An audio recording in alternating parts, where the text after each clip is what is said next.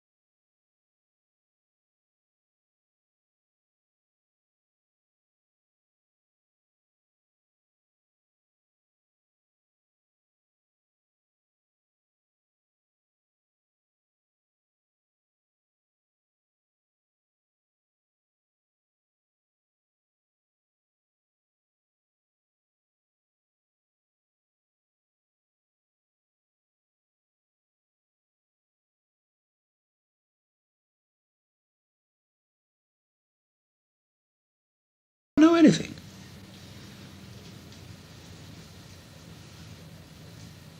Now, don't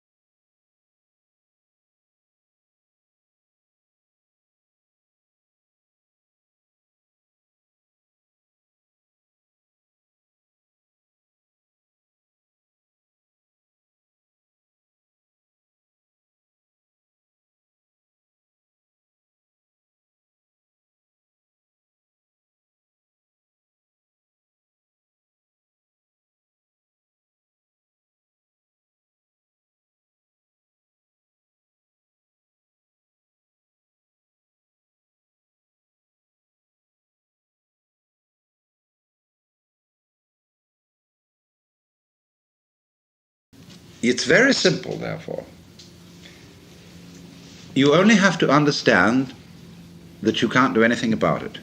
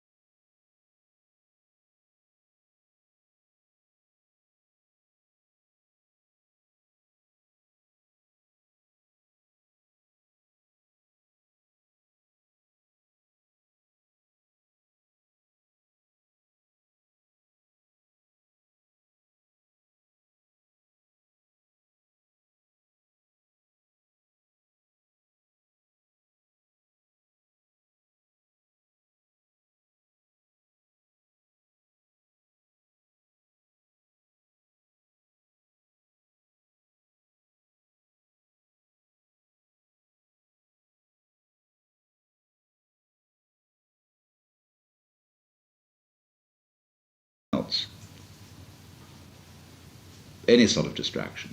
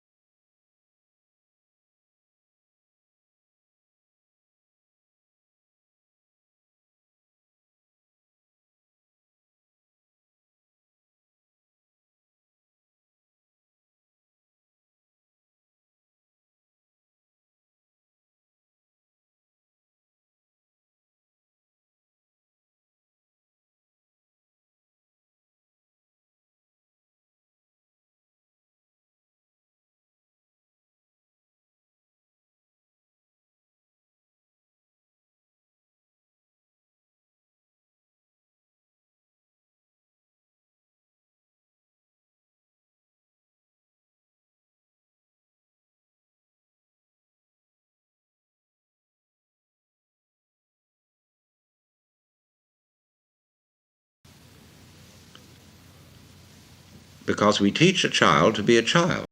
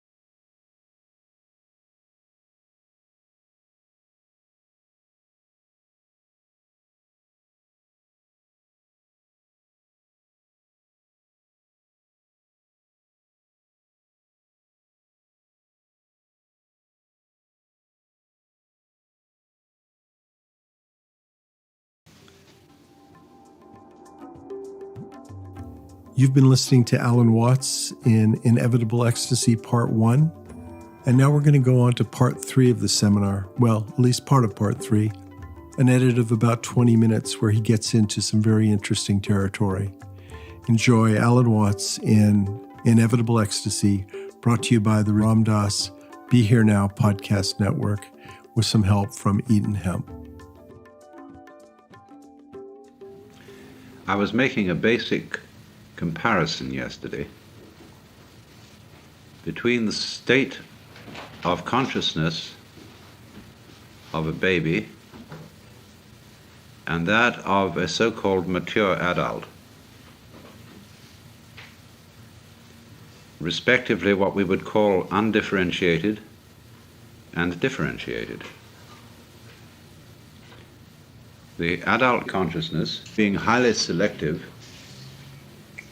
and the baby consciousness being very open and hardly selective at all, and therefore unable to distinguish what adults consider to be the important things, which have to do with the conventions and rules of a social game based on the positive aspects, whether they be called good or pleasant or life-giving and so on, that must prevail over the negative aspects.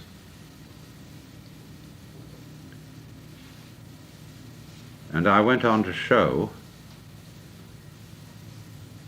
that this contrast between the two views of the world has another marked characteristic, that in the case of the baby who hasn't been trained or told, doesn't distinguish between voluntary behavior and involuntary occurrence. And of course we think this is a very fundamental defect. But if we go back, you see, to a principle that underlies the whole universe with a kind of mathematical exactitude, we see that if we reduce things to the situation of primal simplicity, and we have a primordial self and other situation, that is to say, two balls in space, there is absolutely no way of telling when they move which one of them is moving or which one is still. They must necessarily appear to move mutually.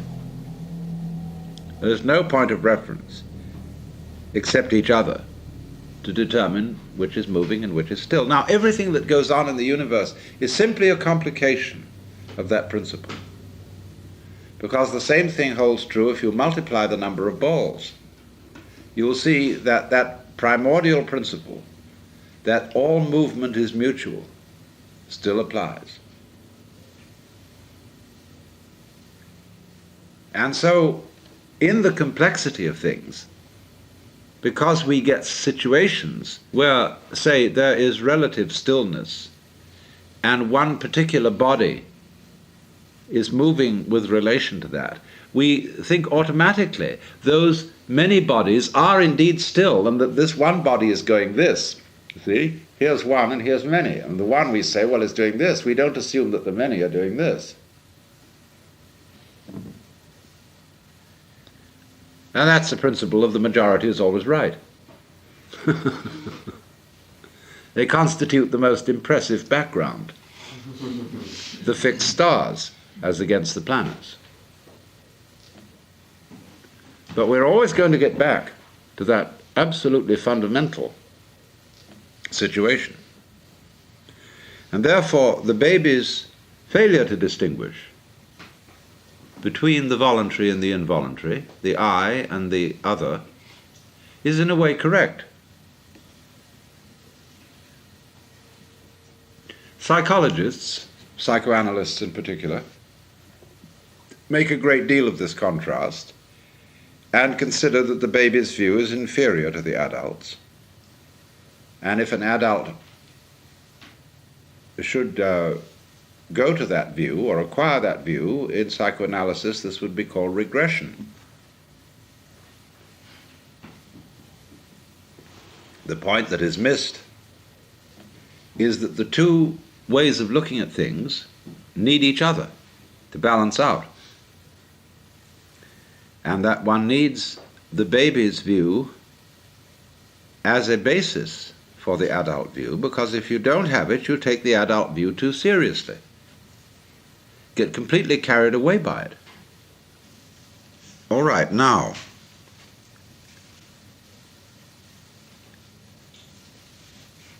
if we can see the first part, which is that the ego is purely fictitious, that it is a symbol or image of oneself, plus a sensation of muscular strain occasioned by trying to make this symbol an effective agent to control emotion, to concentrate, to direct the nervous operations of the organism. Then immediately it is clear that what we have called ourselves, what we have thought of as ourselves, isn't able to do anything at all. There follows this kind of silence, in which there is nothing to do except watch what happens. But what is happening is watching itself. There is nobody apart from it watching it. And so we get into the state of meditation, or as I prefer to call it, contemplation. So then the next problem that arises is, well, what about all the other illusions? Although they are somehow integrated and centered upon the illusion of ego, nevertheless, the whole value system of what is important, what is not important, what is good, what is bad, what is pleasant, what is painful, has to be called in question. Now then, we get to this. As I explained yesterday afternoon, what we are aware of is a complex of vibrations. And we have been conditioned to call them graduatingly good, bad, pleasant, painful. Whereas, as a matter of fact, they are nothing but vibrations. And if you look at any one of them by itself, you won't know where it is. That is to say, if you only know red, you can't see that it's red. You can only know that this is red by contrast with yellow and green and blue and violet. So you don't know that a sound is loud unless you know soft sounds, or you don't know that it's soft unless you know loud. And it is that comparison which gives us the feeling of the spectrum as being varied. Otherwise we wouldn't know. For example, when you watch television, you are actually seeing a single moving point moving over the screen. But it goes so fast that you see it in all these different places having different values of light. But let us supposing there was someone whose retina was not retentive in this way. He would look at the screen and see the moving point of light and say to human beings, I don't see what you see in this.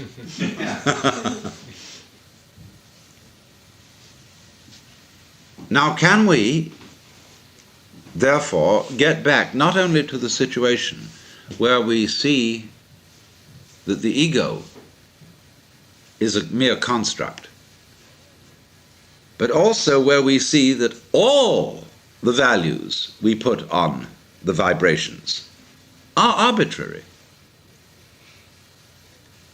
and that we get to a position where we see the vibrations simply as the vibrations. And we would say then, well, surely all this is nonsense, which is correct.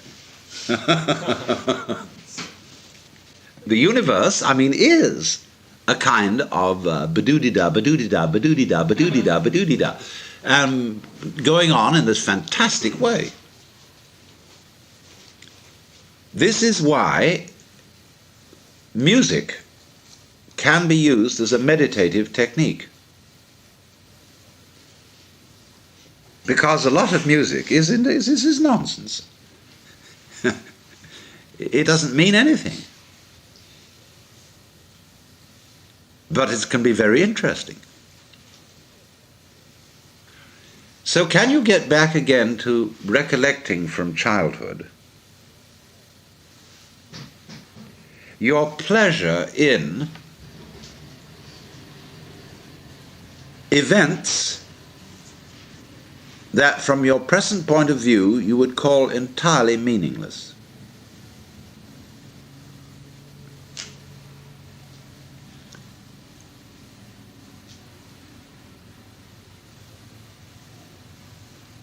That you could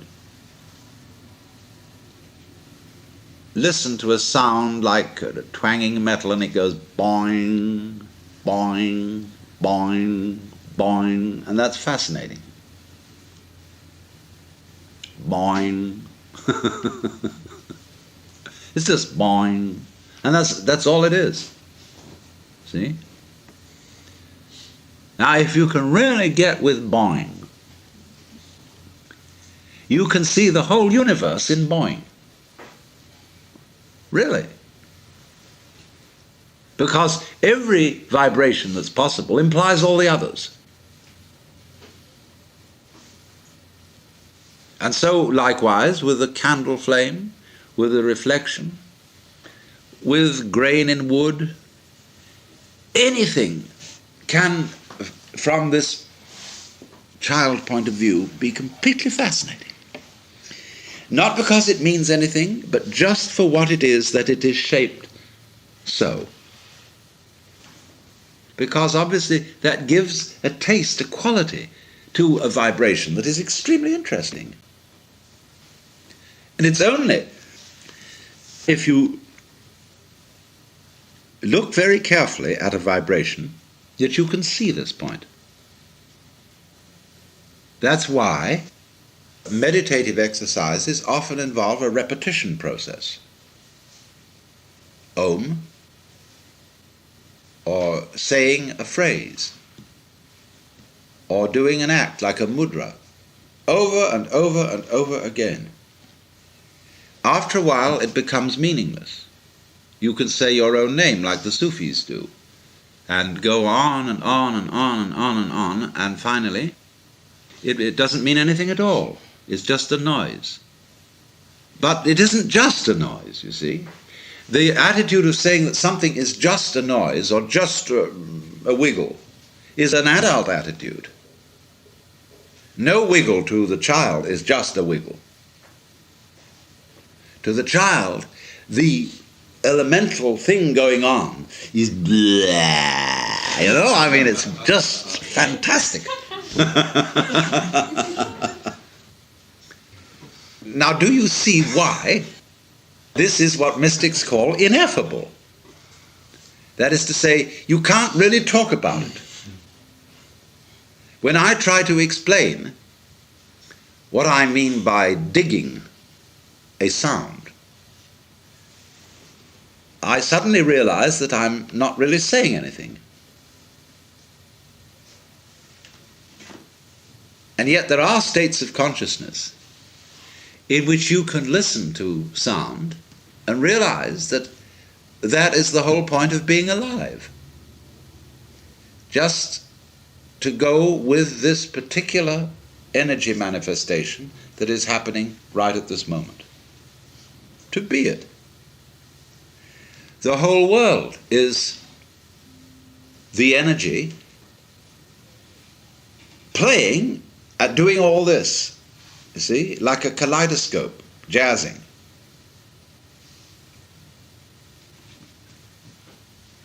So if you watch that, and watch it that way, you will be accused, of course, by those who are guardians of the game of doing something very dangerous. You're going completely crazy. The number of theological texts I've read which express in one way or another this horror of everything becoming meaningless, the meaningless life. Tale told by an idiot, full of sound and fury, signifying nothing. Those people, you see, have not dared to look at it. Now there's another way of looking at it, of course, where in states of acute depression, people see it all as meaningless, but not really meaningless. They see it all as a conspiracy of horror. Let's imagine that everything is mechanical. There are no living beings at all. There are a lot of beings that are such good computers that you can't tell the difference between them and what you thought were people. But everything going on is simply clockwork. And there's nobody home, although it puts on a convincing show that there is. And so you get the feeling that the entire world is enameled tin, or patent leather, or plastic, and tasteless, hollow, like a Wurlitzer jukebox. That's a very common feeling of people who get into acute depression. But you see, there is still here a valuation. You are associating the world with the mechanical as distinct from the organic. And we have a tendency, you see, to put down the mechanical, because obviously a plastic flower doesn't have the scent, it doesn't have the soft feeling of a living flower. Oh, we'll perfume plastic flowers soon. But you know what it'll do, it'll smell vaguely like soap, and it won't smell like a flower. So it'll be plastic smell. Now we know that, you see, and so we contrast it with the organic. But in what we're doing now, we are getting to a feel of the world that is neither organic nor mechanical. Simply what it is. We don't know the contrast, just as we don't know the contrast voluntary, involuntary, we don't know the contrast organic, mechanical. It's neither.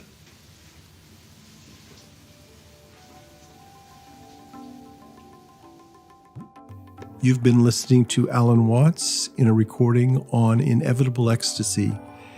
The tape was made in 1969 aboard the ferry boat Vallejo, tied up at the north end of Sausalito near San Francisco, and was one of a number of seminars that he recorded that year. This one toward the end of the year in November. You can find this recording and many others that he made in the 60s and early 70s at the Alan Watts Organization website, which also gives an overview of his written works and life story. I'm Mark Watts. Thank you for listening. And thank you for our sponsor at Eaton Hemp and the help of the Ram Dass Be Here Now podcast network. Eaton makes a line of farm-to-table hemp products from their organic facility in upstate New York. And they've been sending us goodies, peanut butter crunchies, and other things. And I highly recommend their oils and other products as well.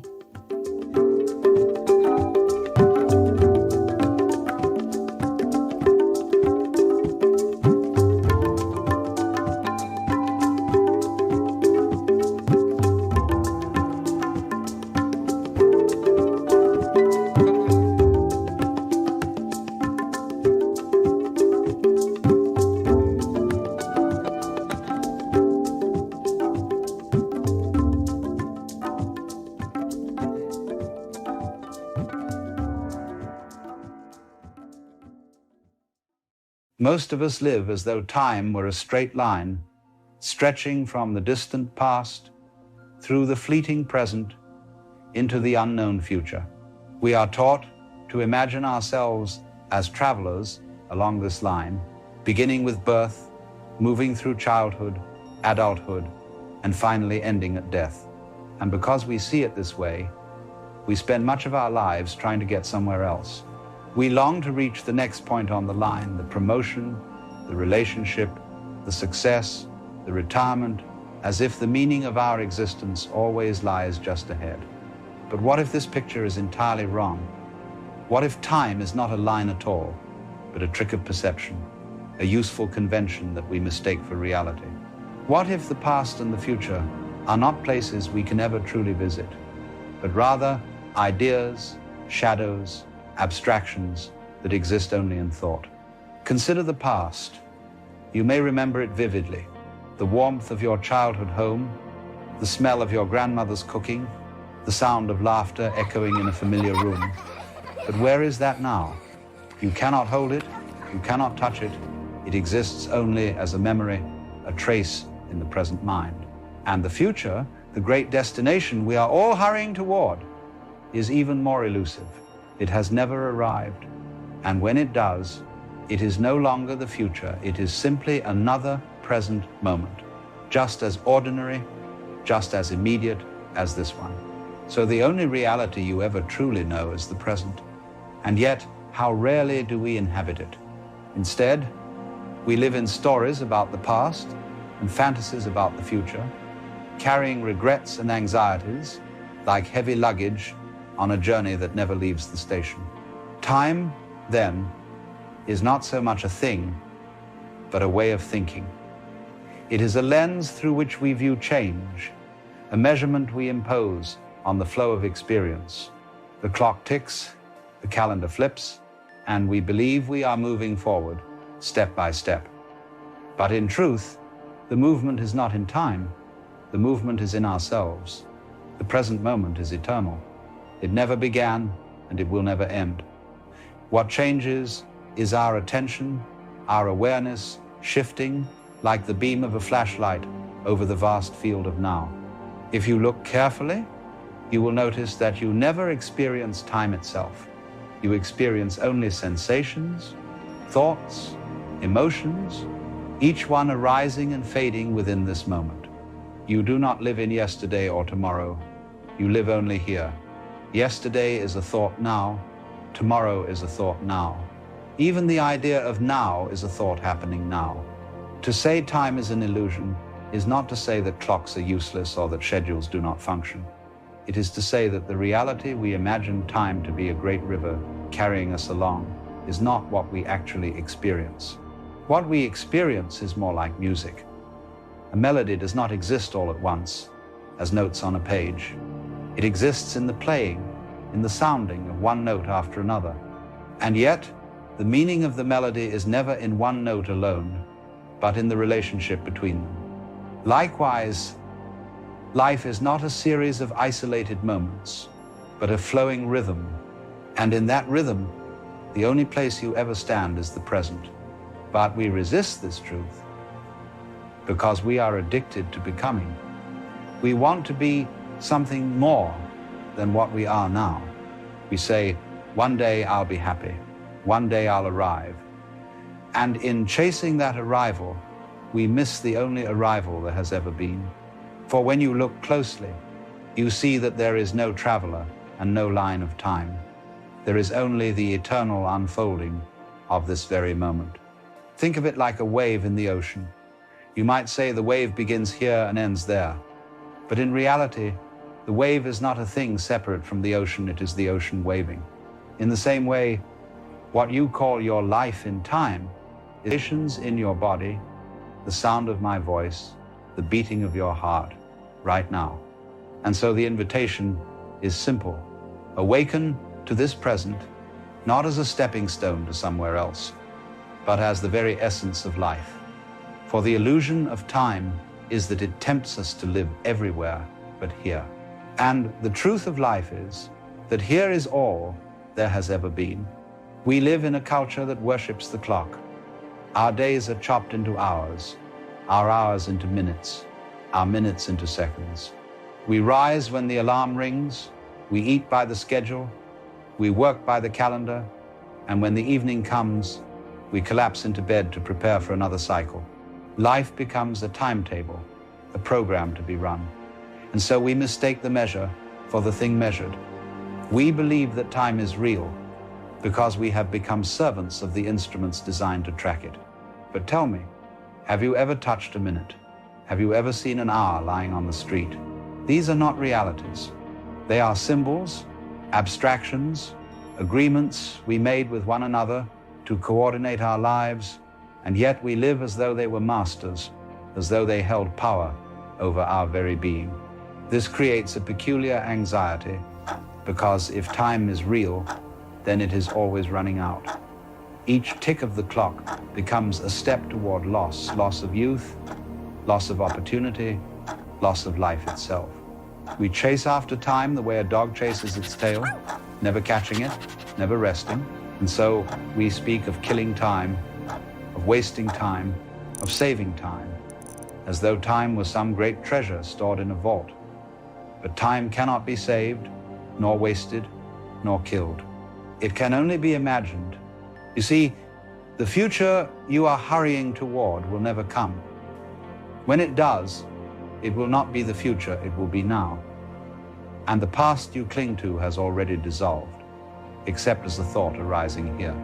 This present moment is not something moving along a line, like a bead sliding on a string. It is the whole string itself, appearing as a bead for a moment, then another, and another, yet never leaving the fullness of being. The more you chase after what is not here, the more you miss the wonder, that island. It is like standing in the middle of a garden, surrounded by flowers in bloom, and yet staring at your watch, waiting for the right moment to look up. The flowers do not wait, they open now. But perhaps the greatest trick of time is the way it builds the illusion of a separate self. For we imagine ourselves as entities with a beginning in the past and an ending in the future, stretched like a thread across the loom of time. We say, I was born then, and I will die then. But look closely. You never experienced your birth. You will never experience your death. You know only this moment, and in this moment, you are not a fixed identity. You are an ever-changing pattern of sensations, thoughts, and perceptions, none of which remain for more than a fleeting instant. So, who, then, are you? You are not the child you once were, for that child exists only in memory. You are not the elder you imagine becoming, for that image exists only in fantasy. You are not even the you of a moment ago, for that thought has already vanished. You are, in truth, the awareness in which all of these forms appear and disappear.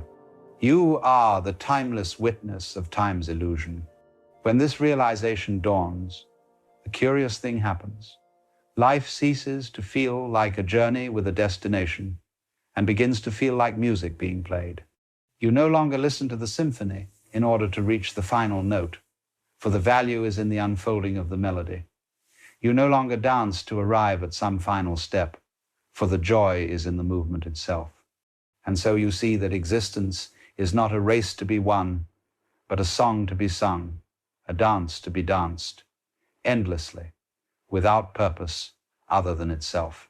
To live without being bound by time is not to abandon all plans or calendars. It is simply to remember that these are conveniences, not truths. You may still make an appointment, but you no longer mistake the appointment for life itself. You may still mark a birthday, but you no longer believe you are merely the number of years measured. For you know that what you truly are is beyond all measurement, beyond all counting. You are the timeless presence in which time appears. And when you live from this recognition, something profound shifts. The anxiety of running out, the fear of missing out, the constant hunger for the next moment, all of this softens. You begin to see that you have never left this moment, and you never will. Eternity is not a long stretch of endless time. Eternity is the absence of time. Eternity is now. So do not wait for the future to give you what you already possess. Do not cling to the past as though it could return. Look instead at what is here. Feel the breath as it enters and leaves. Hear the sounds as they arise and fall. Notice the thoughts as they flicker and vanish. All of it is happening in the only place it could, this eternal present. And once you see this, time becomes play. You can wear a watch, you can follow a schedule, you can meet a deadline, but you do it lightly, knowing it is all part of the dance.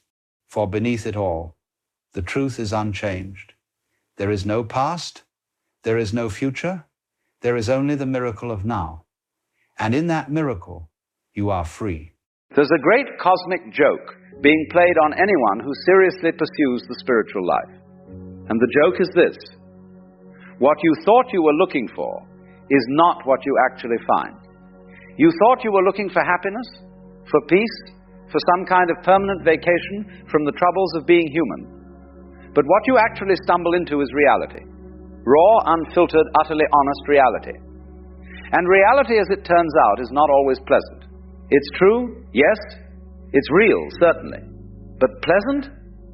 That's another matter entirely. The strange thing is, once you've tasted this reality, once you've seen behind the curtain, you wouldn't trade it for all the comfortable illusions in the world, even though it hurts. You see, spiritual awakening is not what we've been sold in the marketplace of popular ideas. It's not a perpetual state of bliss, not a permanent vacation from the difficulties of existence. It's actually quite the opposite. It's as if you've been given a pair of glasses that allow you to see what was always there, but that everyone else has agreed not to notice. And once you put those glasses on, you cannot simply take them off when the view becomes uncomfortable. This is the great cosmic joke of awakening. You've become like someone who has developed perfect pitch in a world where everyone else is tone deaf. The discord that was always there now rings in your ears with perfect clarity. Let me share with you 7 pains that accompany this awakening. Not to discourage you, mind you, but to let you know that if you're experiencing these things, you're not going mad. You're not broken. You're simply awake in a world that is still largely dreaming. The first pain is the agony of seeing through the games. You begin to notice that almost everything people do, almost everything society celebrates, is theater. The businessman in his suit, the professor with his degrees, the mother with her perfect family. They are all playing roles, and you see it. You see the mask, the costume, the script they're following. This wouldn't be painful except for one thing. They don't see it themselves. Imagine watching a movie where all the actors have forgotten their acting. They've become so absorbed in their characters that they think the drama on screen is reality itself. And you're sitting there, seeing the cameras, the lighting, the director calling the seance. You want to tell them, look, you're playing a part. This isn't who you really are. But they cannot hear you. They're too busy defending their role, protecting their character, making sure their performance is convincing. This creates a peculiar kind of loneliness.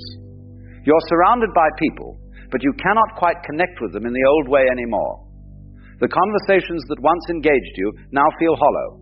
The concern for its once seemed important now appear trivial, not because you've become superior, mind you, but because you've seen behind the curtain, and once you've seen, you cannot unsee.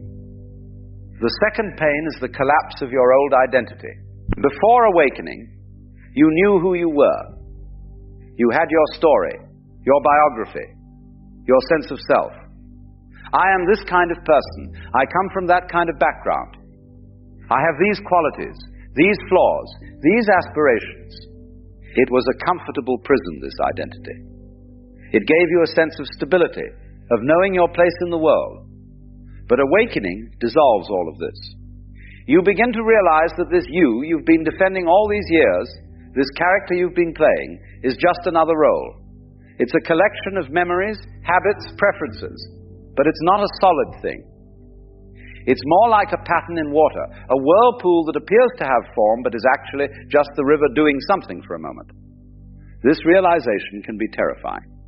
If I'm not this personality, if I'm not this story, then what am I?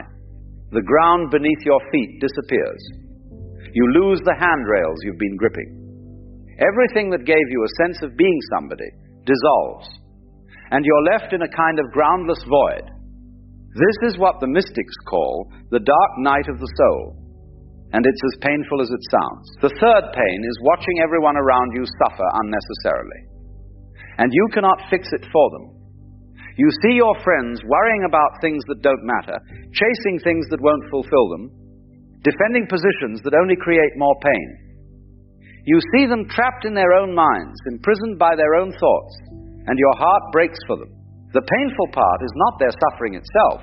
Suffering is part of life, part of the dance. The painful part is seeing that it's unnecessary suffering. Like watching someone beat their head against a wall, convinced that if they just hit it hard enough, the wall will give them what they want. You want to say, stop, just stop. The wall isn't your enemy, you're creating your own pain. But they cannot hear this. They're too busy hitting the wall. And so you watch.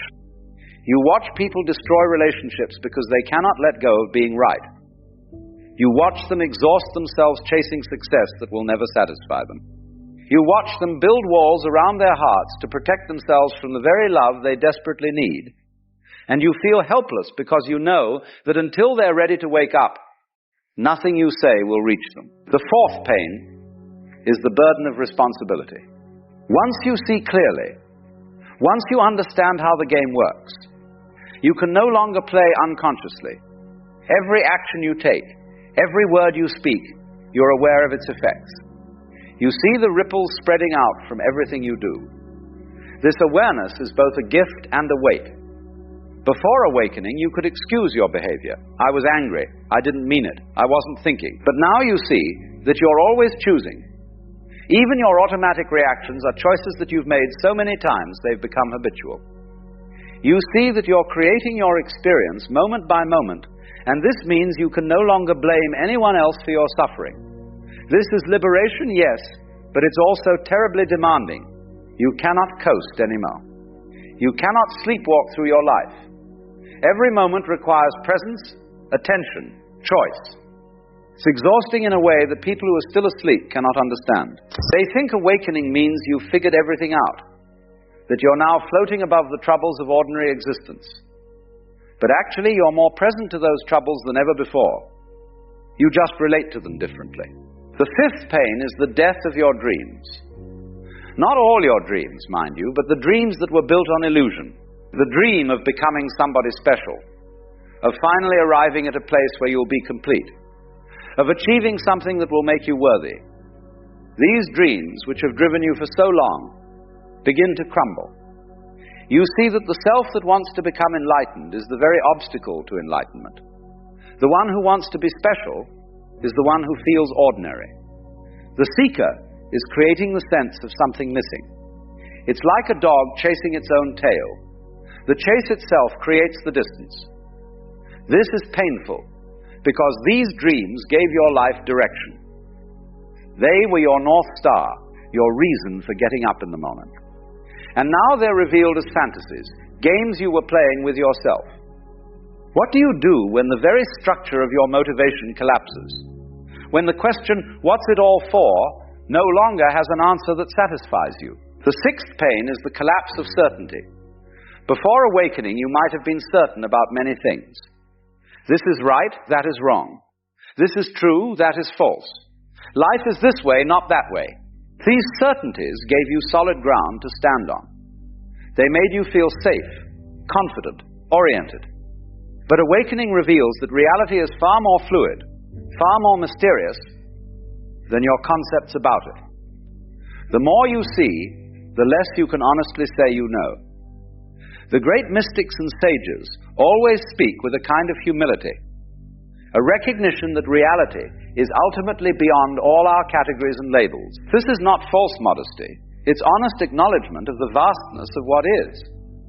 This collapse of certainty can make you feel unmoored. In conversations, you find yourself hesitating, qualifying, saying it seems to me or in my experience, rather than making bold declarations. People may think you've become wishy-washy, that you've lost your conviction, but actually you've simply become more honest about the limits of what anyone can truly know. The seventh pain, and perhaps the deepest, is the recognition of your own participation in suffering. Not just your own suffering, but all suffering. You begin to see that there is no out there separate from in here. The violence in the world is not separate from the violence in your own heart. The greed that destroys forests is connected to your own grasping. The hatred between groups is reflected in your own resistance to what is. This is not about guilt or self-flagellation. It's about seeing the truth of interconnection. You're not a separate self encountering a world. You're the world knowing itself from this particular perspective. And this means that every act of ignorance, every moment of unconsciousness, every choice for fear over love, you see it all as your responsibility. This doesn't mean you're personally to blame for everything. That would be ego again, trying to be important even in its guilt. It means you recognize that the solution begins with you, that the healing of the world starts with the healing of your own heart. And this is a tremendous weight to carry, because you cannot fix it all. You cannot single-handedly awaken the world. You can only do your part, moment by moment, and trust that it matters. Now, having shared these pains with you, I want to be very clear about something. These pains are not signs that you've made a mistake, that you should have stayed asleep. They're not evidence that spiritual awakening is a terrible idea, quite the opposite. These pains are growing pains. They're the discomfort of a butterfly breaking out of its cocoon, of a seed cracking open to become a tree. You see, the alternative to these pains is the pain of staying asleep. And let me tell you, that pain is far worse, even if it's less conscious. The pain of living a life that doesn't align with truth, of playing roles that suffocate your spirit, of dying without ever having truly lived.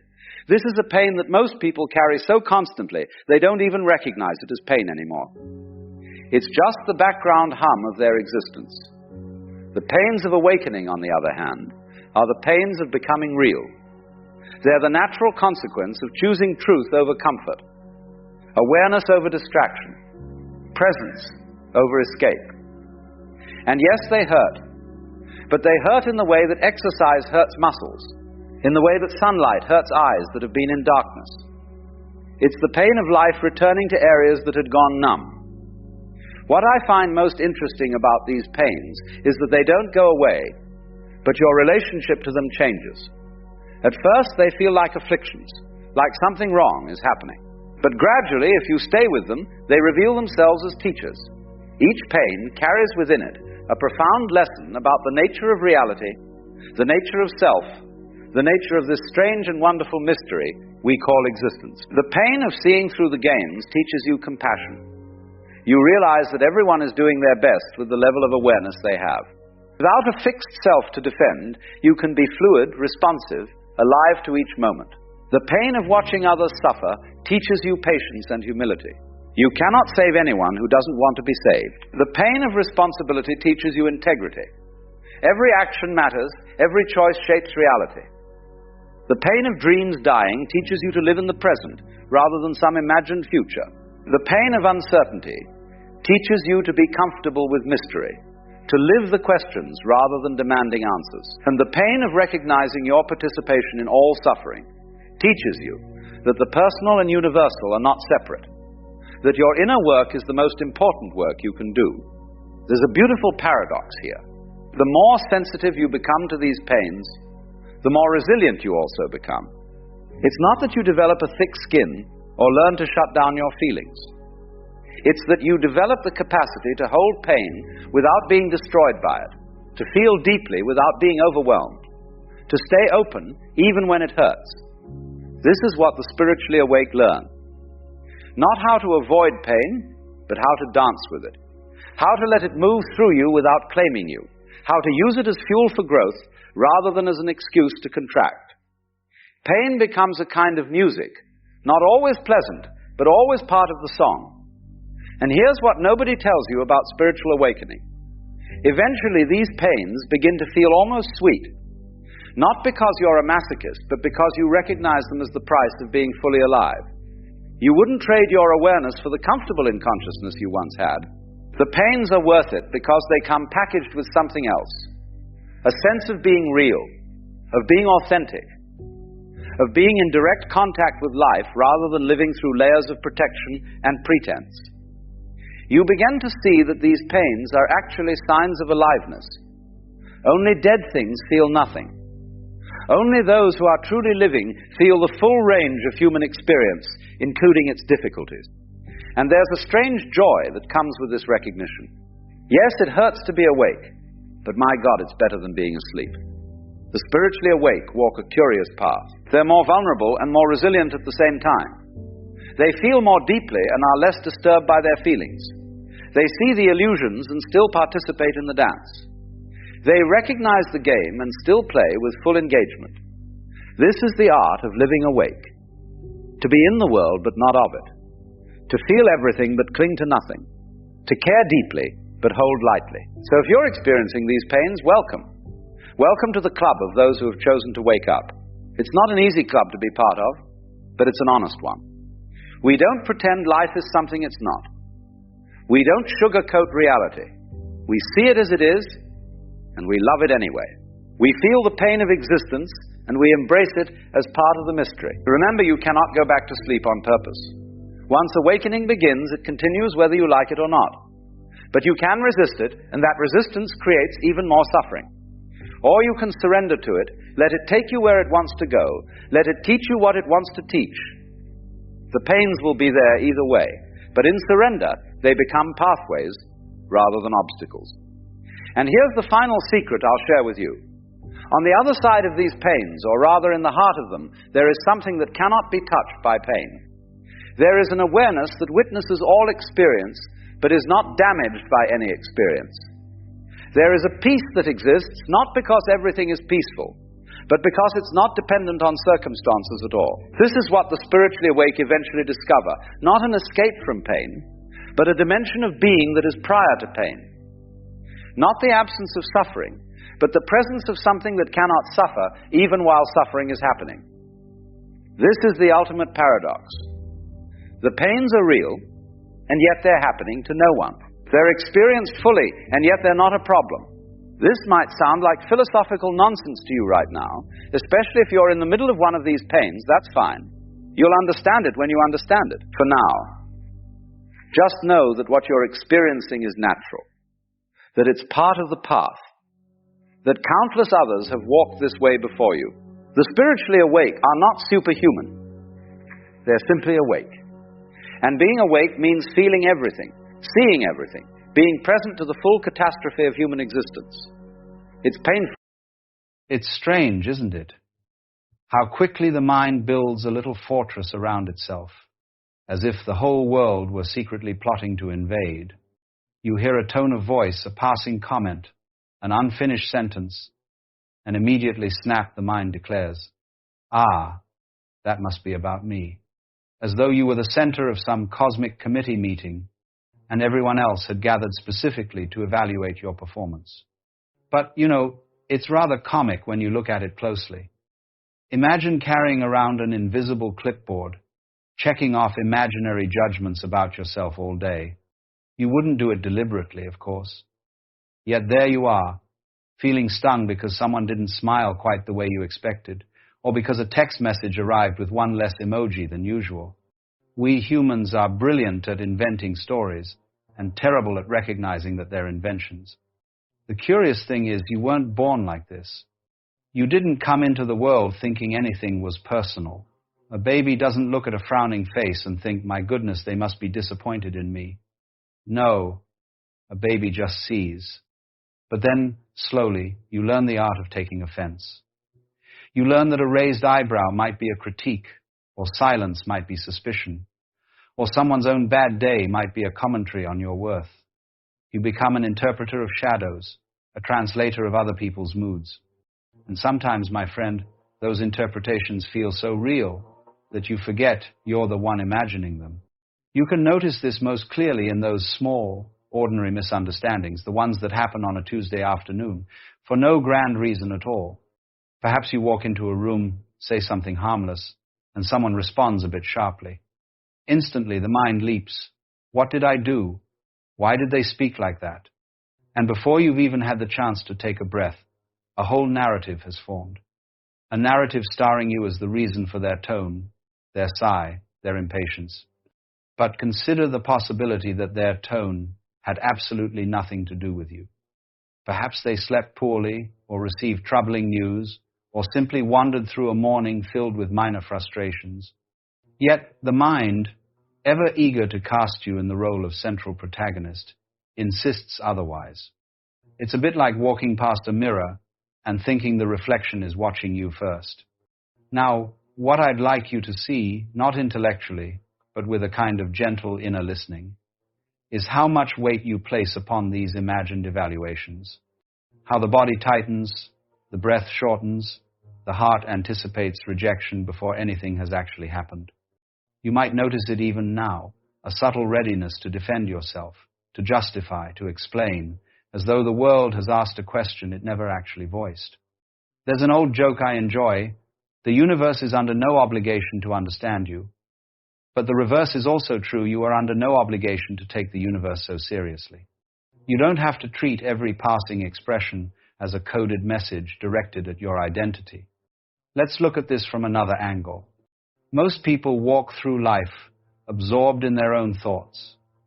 Each person is the protagonist of their own private play, rehearsing their own lines, worrying about their own imagined audience. Think of the last time you were preoccupied, really preoccupied. Perhaps you were thinking of a bill or a memory or an upcoming decision. In those moments, you weren't thinking about other people at all. You were simply living inside your head. And if you were to step back and observe humanity as a whole, you'd see millions doing exactly the same thing, each carrying their own anxieties, joys, disappointments, hopes, each unable to fully understand even their own internal storms. When someone reacts poorly, behaves abruptly, or withdraws, it is far more likely that they are lost in their own weather than casting judgment upon yours. So when the mind hisses, "They must be thinking something about me," you can respond with a soft smile, "Well, perhaps they're simply thinking about themselves."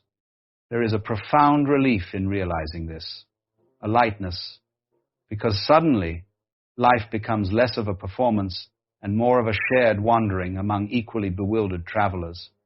But of course, the mind doesn't give up its habit easily. It enjoys making meaning. It thrives on the drama of interpreting everything as feedback. So let's explore the habit gently, the way you might watch a small animal scurrying about in a garden, neither judging nor interfering, just curious. Imagine you're walking down the street and someone glances at you briefly, then looks away. Instantly, a flicker of insecurity arises. Do I look odd? Did I do something wrong? Do they know something about me? But pause for a moment. You don't actually know what they saw. You don't even know if they saw you. The glance may have passed through you like light through a window, and yet the mind takes that neutral moment and paints a story on top of it. You might think of it as a reflex, like when the doctor taps your knee and your leg jerks forward without your permission. But unlike the knee reflex, this one is built from years of conditioning. You learned that approval meant safety, and disapproval meant danger. You learned it so deeply that the body responds even before the thought forms. But now you can unlearn it. Not by force, not by demanding yourself to stop caring. Caring is natural. Sensitivity is natural. You don't need to harden yourself into some kind of emotional stone. No, what frees you is not indifference, but understanding. Think of it like this. You are not the actor on a stage being scrutinized by an audience. You are the sky, and all these little judgments, real or imagined, are just passing weather. They drift in, they drift out, and none of them have any lasting claim over who you are. Sometimes I like to compare taking things personally to wearing an overly tight pair of shoes. At first you think, well, that's just how shoes feel. But after walking barefoot on grass, or even for a few moments on the floor, you suddenly realize, oh, it doesn't have to hurt like that. And once you feel the freedom of walking without them, it becomes very difficult to put them back on. So, my friend, perhaps you can experiment with slipping off those old shoes for a while. The next time someone expresses annoyance or seems distant, try observing the sensation in your body before assuming its meaning. You may feel a tightening in the throat, a flutter in the stomach, a sharpness in the mind. But instead of building a story, simply notice the sensation like you might notice wind brushing your skin. Here it is, and now it changes. In this way, you become less entangled in the drama and more aware of the simple reality of the moment. And the moment is always simpler than the story. You might also notice how often you take things personally because you've already been judging yourself. If someone says you're too quiet, the sting only lands because some part of you already feared that quietness was a flaw. If someone says you're too loud, the sting only lands because you believed loudness was inappropriate. In a sense, every time you feel hurt by someone's perception, you're really feeling hurt by your own. So the question becomes, why are you so suspicious of yourself? Somewhere along the way, you were taught to compare, to evaluate, to measure your worth against others. Yet the absurdity is those others were doing exactly the same thing. A chain of insecure people subtly convincing one another that they all must meet impossible standards. If you could see how much of people's behavior is shaped by their private fears, you'd rarely take anything personally again. Consider the person who criticizes you harshly. They may be projecting their own inner conflict. Consider the person who withdraws. They may be overwhelmed. Consider the one who seems judgmental. They may be desperate to feel in control. And consider the person who praises you excessively. They too may be seeking something, perhaps approval in return. But in each case, the behavior is about them, not you. You are merely the surface upon which their inner world momentarily reflects. You might think of life like a hall of mirrors, where everyone is carrying their own mirror and occasionally flashes it in your direction. What you see is not you, but the shape of their own mind at that moment. This realization doesn't isolate you, it connects you. It reminds you that all humans are struggling, learning, failing, healing, and that none of us truly know what we are doing. There is a great peace in recognizing the shared bewilderment of the human experience. Now let's pause for a moment, not to end anything, but simply to create a little breathing space inside this unfolding understanding. Notice the movement of your breath, not controlling, just noticing the rise, the fall, the quietness in between. Here, in this simple rhythm, nothing is personal. The breath isn't judging you. It isn't asking you to be someone else. It simply continues, soft and faithful. From this stillness, you may begin to see something quite extraordinary, that what you take personally is often nothing more than passing noise in the mind, a habitual echo, a reflexive tightening, and yet within you there is a deeper presence, one that observes without being wounded. That presence is your true strength. It's not armor. Armor is heavy. Presence is weightless. Armor protects by hardening. Presence protects by understanding. And when you rest in that presence, life begins to soften around you. You may find yourself laughing more easily at misunderstandings. You may find fewer storms where once there were tempests. You may find you no longer walk into rooms scanning for danger, but simply arriving as yourself. And what a relief that is to simply arrive. And notice something else, something subtle. When you stop bracing yourself against imagined judgment, the world becomes astonishingly gentle. Not because people change, but because you're no longer interpreting their every twitch as a verdict. You see, most of the pain of taking things personally comes not from the interaction itself, but from the echo that repeats inside your mind afterward, the replay, the speculation, the silent courtroom in which you serve as accused, witness, prosecutor, and judge all at once. A single moment becomes stretched across hours, pulled into shapes it never actually held. But the moment itself, if you look closely, is always far smaller than the story you attach to it. Perhaps someone spoke too quickly. Perhaps they didn't greet you as warmly as usual. Perhaps they looked distracted, or annoyed, or hesitant. But the real moment lasted only a few seconds. Everything after that was imagination. It's as though life hands you a brief spark and you turn it into a bonfire. Now imagine what would happen if you simply let the spark flicker and fade, without feeding it with your fear. Imagine if you took people's moods the way you take the weather, sometimes sunny, sometimes stormy, sometimes gray, none of it a personal attack on your existence. You don't stand outside on a rainy day shouting at the clouds, "What have I done wrong?" You just take an umbrella. In this way, emotional weather is no different. People rain sometimes, people thunder, people drift in fog. It isn't your fault, it isn't your responsibility, and it certainly isn't a measure of your worth. Now, I don't want you to think this means you ignore your own feelings. Not at all. If something hurts, it hurts. But the question is, what are you attributing that hurt to? Are you assuming it's about you when it may simply be the other person's storm passing across the sky? If you learn to distinguish what belongs to you from what doesn't, your inner world becomes astonishingly clear. Think of a radio picking up static. The static isn't the radio's fault. The signal is coming from elsewhere. All the radio needs to do is recognize, this is interference, and not take it as proof that something inside it is broken.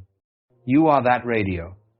You are receiving signals all the time from people who are confused, tired, overwhelmed, lost, insecure, frustrated, and often you interpret their static as a judgment of your signal. But nothing is wrong with your signal, my friend. Nothing has ever been wrong with it. Now, let's slip into a quieter space for a moment.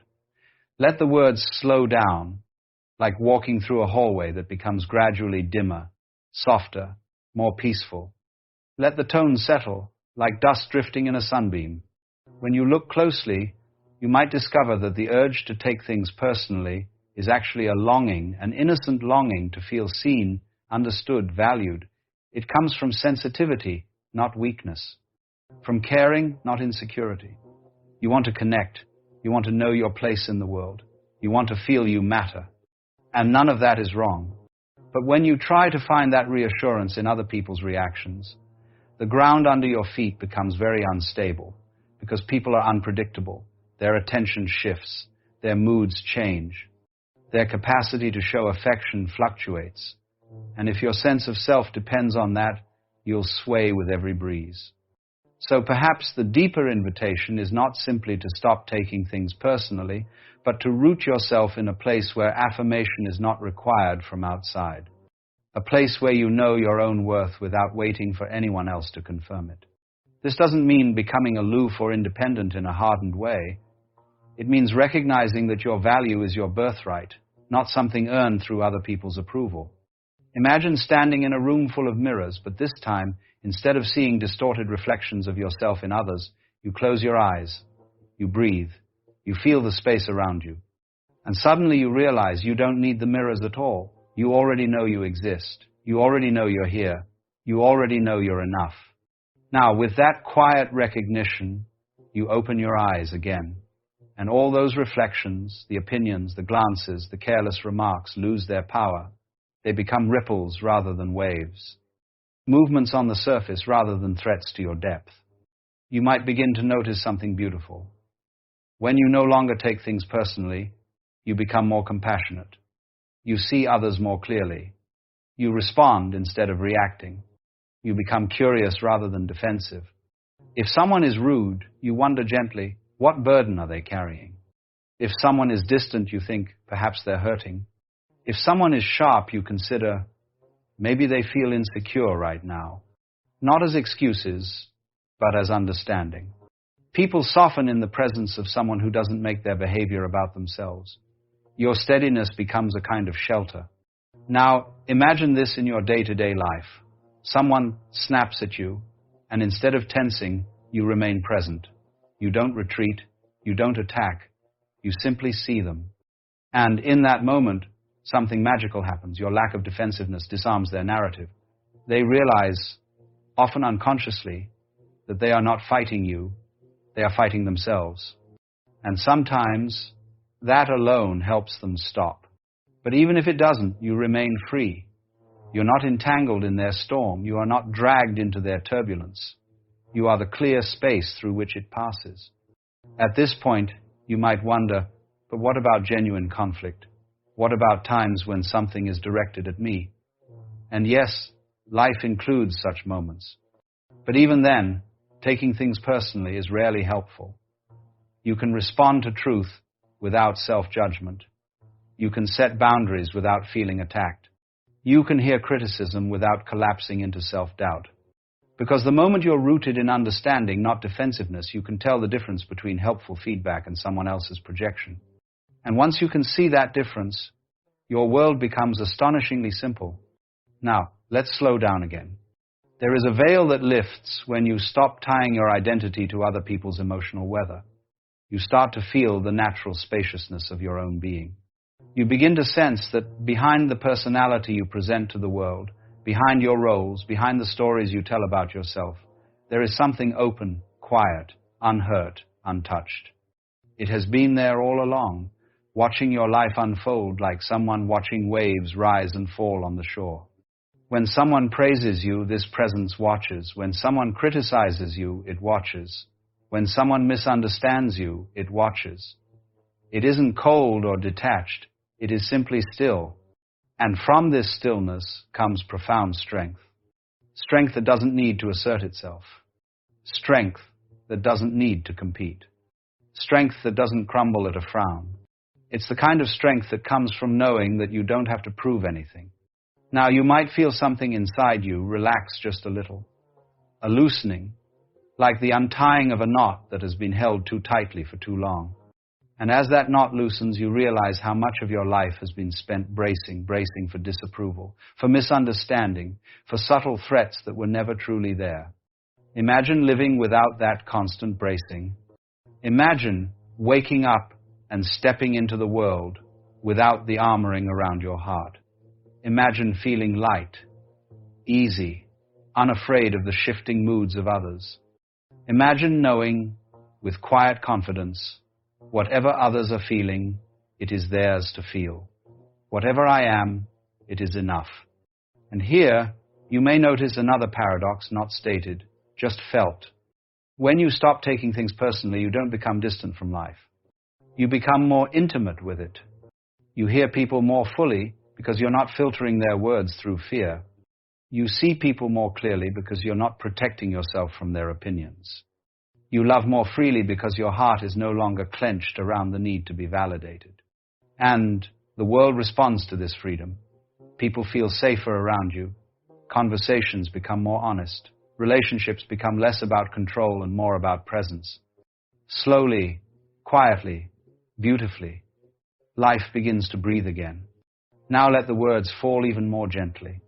There is nothing you must do to stop taking things personally. Nothing you must fix. Nothing you must force. All that's needed is awareness.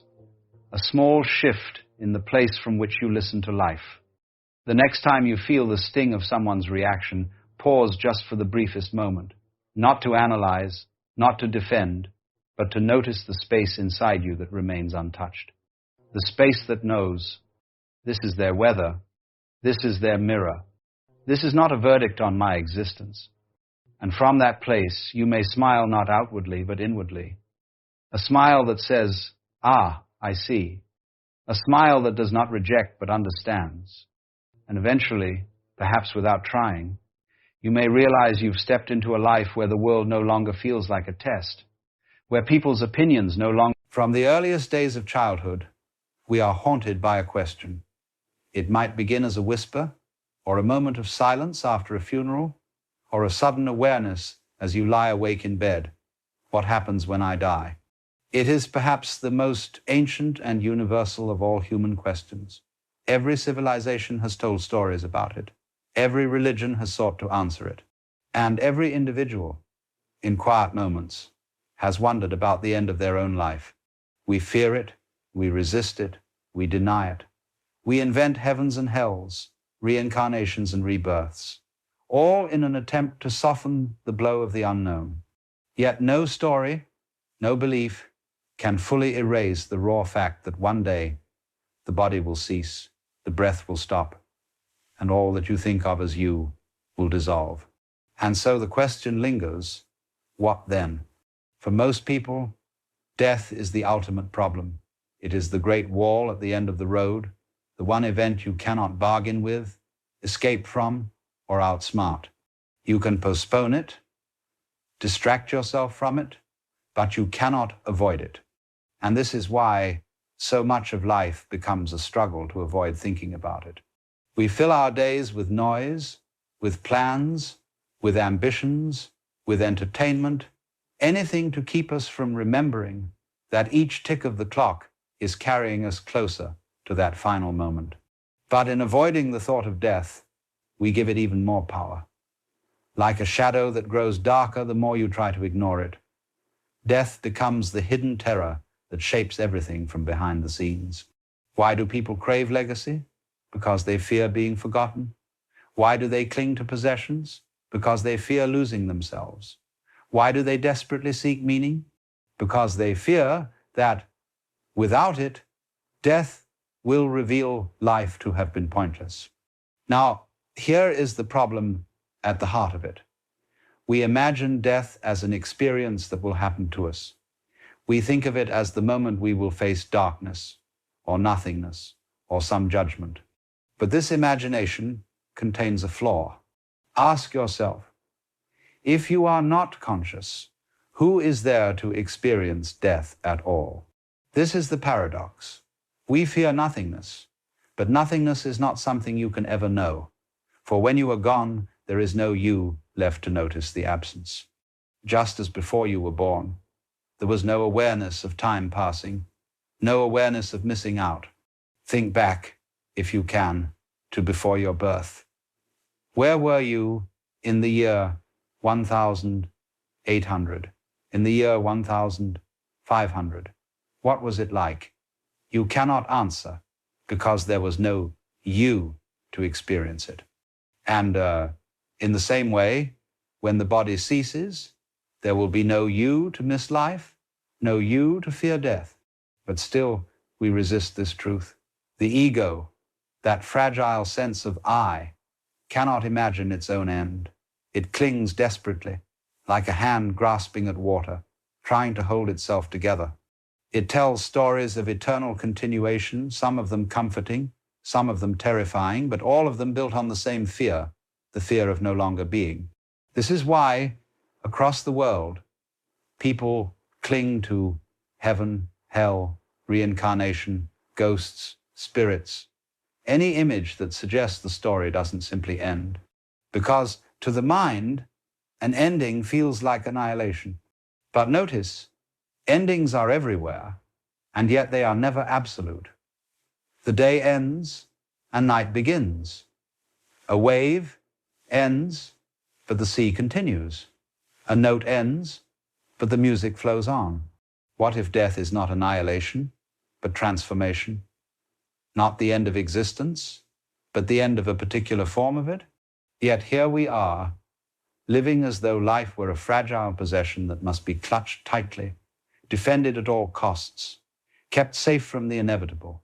And because of this, many people never truly live. They are so busy trying not to die that they forget to be alive. This is the irony of death. By fearing it, you let it rob you of life long before it arrives. Consider how much of our daily striving is, at its root, an attempt to deny death. We build monuments, hoard wealth, chase fame, create legacies, all to leave a mark that will outlast us. Yet history shows us clearly. Kingdoms crumble, names are forgotten, monuments turn to dust, even the stars themselves burn out. So if the point of life is to secure immortality, the game is lost from the beginning. This is the first problem. We want what cannot be had. We want permanence in a universe that is always changing. We want security in a life that is fundamentally uncertain. We want eternal survival in a cosmos where everything is born, blossoms, and dissolves. And so death terrifies us, not because of what it is, but because of what it reveals, that everything we cling to is temporary, that the ego's demand for permanence is an impossible dream. But what if the problem lies not in death, but in the way we think about it? Because you see, death is not an event that happens in the future. It is happening right now. Cells are dying in your body every moment. Thoughts arise and pass away. Moments appear and vanish into memory. Every breath is a little death, the end of one cycle, the beginning of another. And yet, you are still here. So perhaps death is not the enemy at all, but the very condition of life. Without endings, there would be no beginnings. Without death, there would be no life. But the mind resists this because it wants to think of life as a possession, my life, my body, my future. And when the idea of death comes, it feels like theft, as if life were being taken away from me. Yet what if life was never yours to begin with? What if life is not a possession, but a process? Not a thing you own, but a dance you participate in. When you see it this way, death ceases to be the thief of life and becomes its partner. The two are inseparable, like the front and back of a coin. Still, the ego insists, but what will become of me? What will happen to the story I have lived, the identity I have built, the memories I have gathered? And the answer is simple. They will dissolve, just as dreams dissolve when you wake, just as each day dissolves into the next. The story will end, but you are not merely the story. You are the awareness in which the story unfolded. And awareness is not something you can lose, because it is not a thing to begin with. This is perhaps the hardest truth to face, because it means the ego's demands will never be satisfied. There is no guarantee of permanence. There is no way to hold on to life forever. And yet, there is also liberation in this. For once you stop demanding permanence, you are free to truly live. Imagine a symphony. If you demanded that it never end, if you tried to hold on to the last note forever, you would destroy the music. The beauty of the symphony is in its unfolding, its rise and fall, its movement and conclusion. Life is like that. It is music. It is a dance.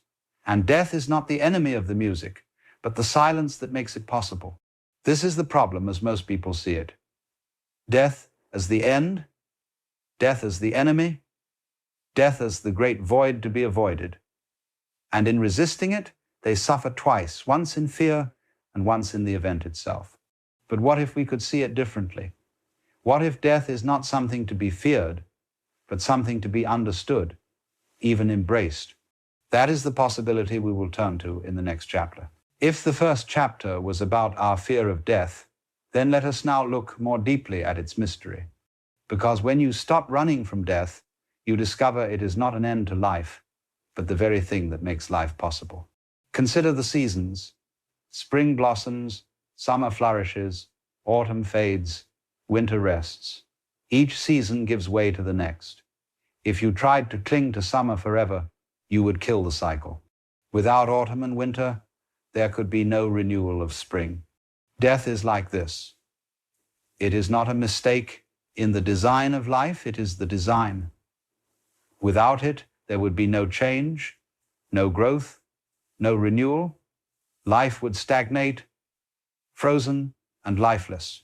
So to see death as the enemy is to miss the larger dance in which it plays an essential role. But what, you may ask, happens to you when you die? Where does your awareness go?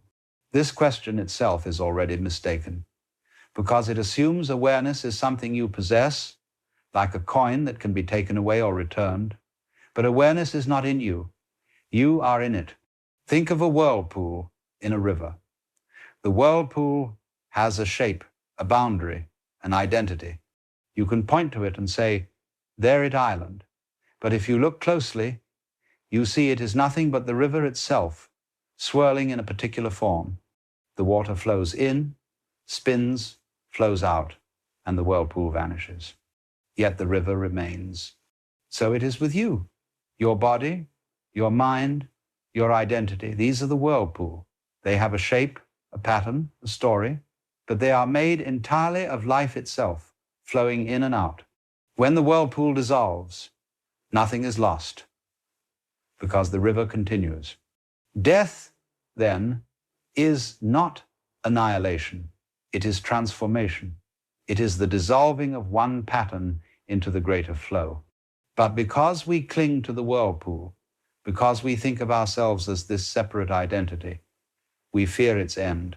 We forget that what we really are is the river, and the river does not die. This is why so many spiritual traditions emphasize letting go of the ego, because the ego is precisely the illusion that you are separate, that you are a thing, that you are an object moving through time. Death shatters this illusion. But if you awaken before death, if you realize now that you are not the whirlpool but the river itself, then death loses its sting. You see it for what it is, a change of form, not a destruction of being. Alan Watts often used the metaphor of sleep. Every night you go to sleep, and your sense of self dissolves. Dreams arise and vanish. Hours pass in pure nothingness. And yet you do not fear this. You may even enjoy it. Why, then, do we fear the great sleep of death? Perhaps because we imagine it will last forever. But if you think carefully, forever is not an experience. It is not something you can know. Just as before you were born, you were not sitting in darkness waiting to arrive. You simply were not there. And it was not frightening, because there was no you to be afraid. Death is like this. It is not a darkness into which you will fall. It is the falling away of the one who imagines themselves falling. Now, this realization is not meant to be grim. On the contrary, it is profoundly liberating, because once you see that you are not a fragile object trying to cling to life, but life itself in motion, you can stop worrying about the end. You can begin to live fully, here and now. Think of how differently you would live if you no longer feared death. You would not postpone joy for tomorrow. You would not waste time clinging to grudges or chasing trivial ambitions. You would see each moment as precious, not because it will last forever, but because it will not. Just as a flower is beautiful not despite its brief bloom, but because of it, so life is beautiful because it is fleeting. Death, then, is not the opposite of life. It is the opposite of birth. Life is the dance between them, the movement of appearing and disappearing, arising and dissolving. And when you embrace this, you begin to see that death is not something that happens once at the end, but something woven into every moment. Every breath, every heartbeat, every passing thought, all are little deaths. And yet, here you are, alive in the midst of them. So, the great death is simply the culmination of what has always been happening, the continual transformation of life. There is another way to see this. Consider music again. A song is made of notes and silences. Without the silence between the notes, the music would be noise. Without the ending of each note, there would be no melody. Death is the silence that makes the song of life possible. It is not a flaw in the song, it is the structure of the song itself. And so, when the final note comes, it is not a tragedy, it is the completion of the music. This way of seeing transforms how we relate to death. Instead of resisting it, we can honor it. Instead of fearing it, we can embrace it. And when we do, life itself becomes richer. We no longer cling to each moment in desperation, but receive it as a gift. We no longer waste our days in fear of the end, but live them fully, knowing that their impermanence is what makes them precious. But here is the deepest insight. You are not only the one who lives and dies, you are life itself, playing at being a person, dancing as a form, appearing for a time and dissolving again. When you die, it is not that life ends, it is that life stops playing this particular role and moves on to another. The actor leaves the stage, but the play continues. And in this sense, death is not the end of you, because the you thought you were was never the whole story. You are the stage itself, the light in which the play unfolds. So what happens when you die? From the perspective of the ego, the answer is simple. The story ends, the character dissolves, the memories fade. But from the perspective of life itself, nothing is lost. The river flows on. The music continues. And once you see this, death is no longer something to be feared, but something to be respected, even welcomed, as part of the great mystery of existence. I always say, Trying to define yourself is like trying to bite your own teeth. In the same way, trying to imagine your own death is like trying to see your own eyes without a mirror. It cannot be done, and this impossibility is the key, because it means that what you fear, the experience of nothingness, will never be experienced at all. Instead, life will simply return to the vastness from which it came, as it always has, as it always will. So perhaps the wisest response to the question of death is not an answer, but a shift of perspective, to stop asking what will happen to me and instead see that there is no separate me to be lost. Life is happening, life is dancing, and death is part of the rhythm. When you know this, you stop clinging, you stop resisting. You begin to live as though each moment were both the first and the last, which, in truth, it island. So what happens when you die? You return to what you have always been, the vast, timeless awareness in which all things appear and disappear. And when you realize this now, while you are still alive, death is no longer the great enemy. It is simply the other face of life. Let us be honest for a moment, painfully honest. By all outward appearances, this thing we call life is merely a flicker, a brief spark of light between two endless nights, and not even a peaceful day between them. For the more we allow ourselves to feel pleasure, the more open we are to pain. The more light we draw in, the darker the shadow that follows. And it is always there just behind the laughter, the triumph, the so-called joy. We have tried, through centuries of effort and imagination, to make sense of this, to give meaning to a flickering existence that ends in silence. And the only way we seem able to do this is by insisting there must be something more, some deeper layer, some grander plan behind the outward spectacle. Heaven, salvation, rebirth, destiny, call it what you will. We crave security not merely in this life, but beyond it. Because to accept the rawness of what is that life comes and goes without fixed reason, without guarantee, is a terrifying prospect. Now, I may not be forgiven for introducing such grave matters with a childish image, but the whole affair reminds me of something I tried to do when I was a boy. I wanted to send someone a parcel of water, not a bottle. I wished to tie up the water itself with paper and string. And of course, every time I tried, the result was a soggy mess. The water escaped, just as life slips through our fingers when we try to contain it. You see, human beings are rather brilliant at tying packages.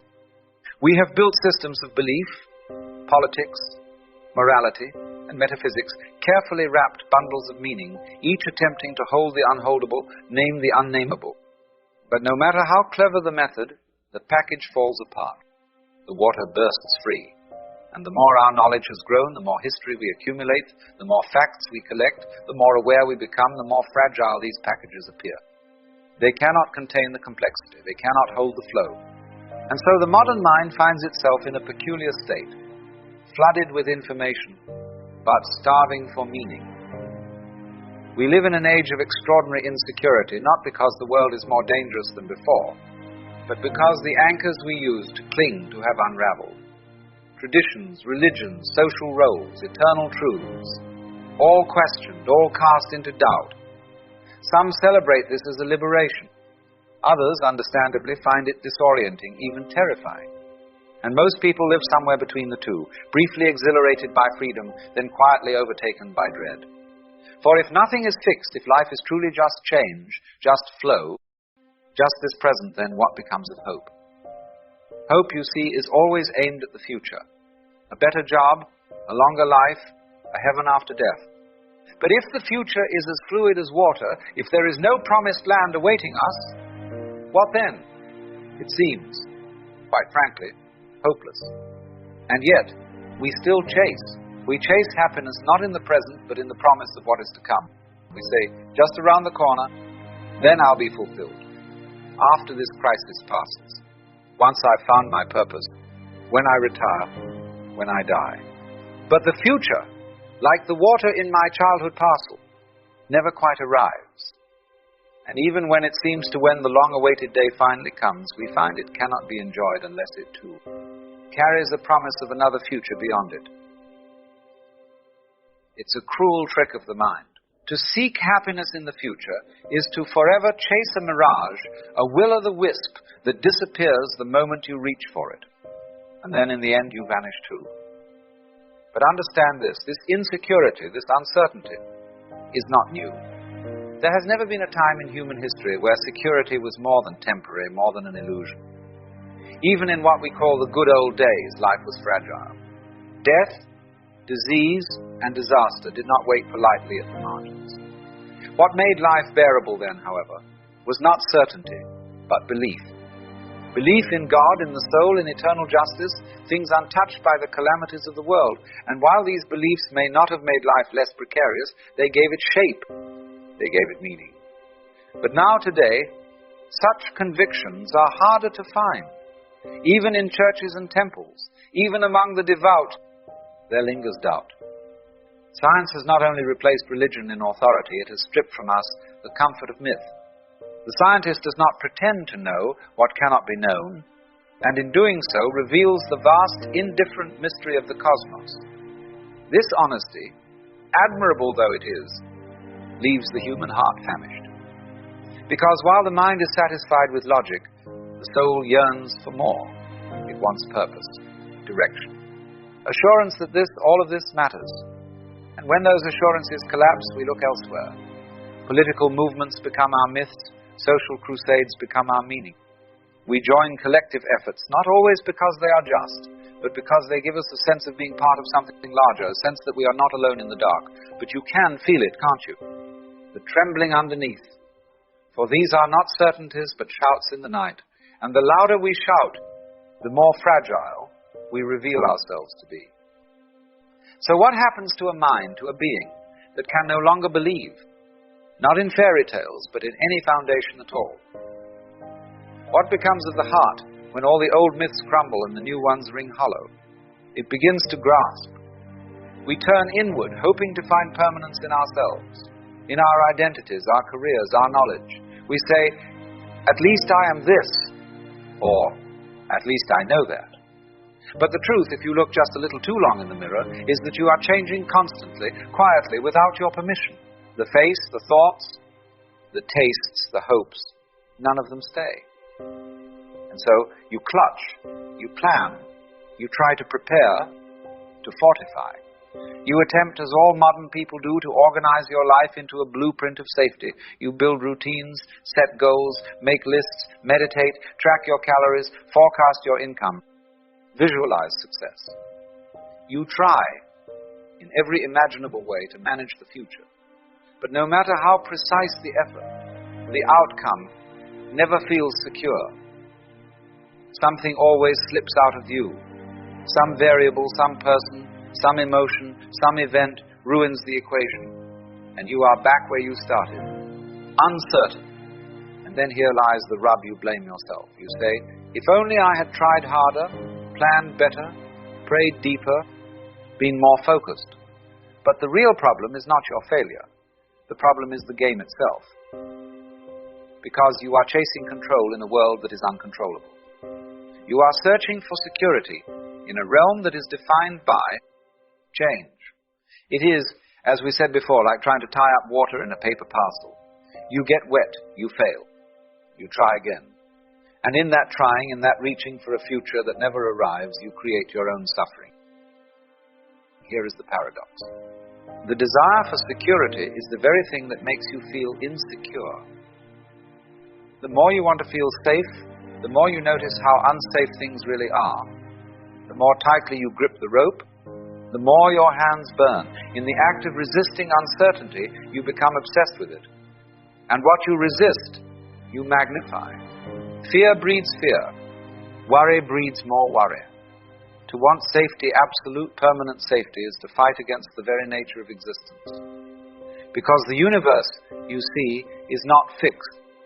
It dances, it flows. It erupts and collapses, sings and silences, all in rhythm without asking your permission.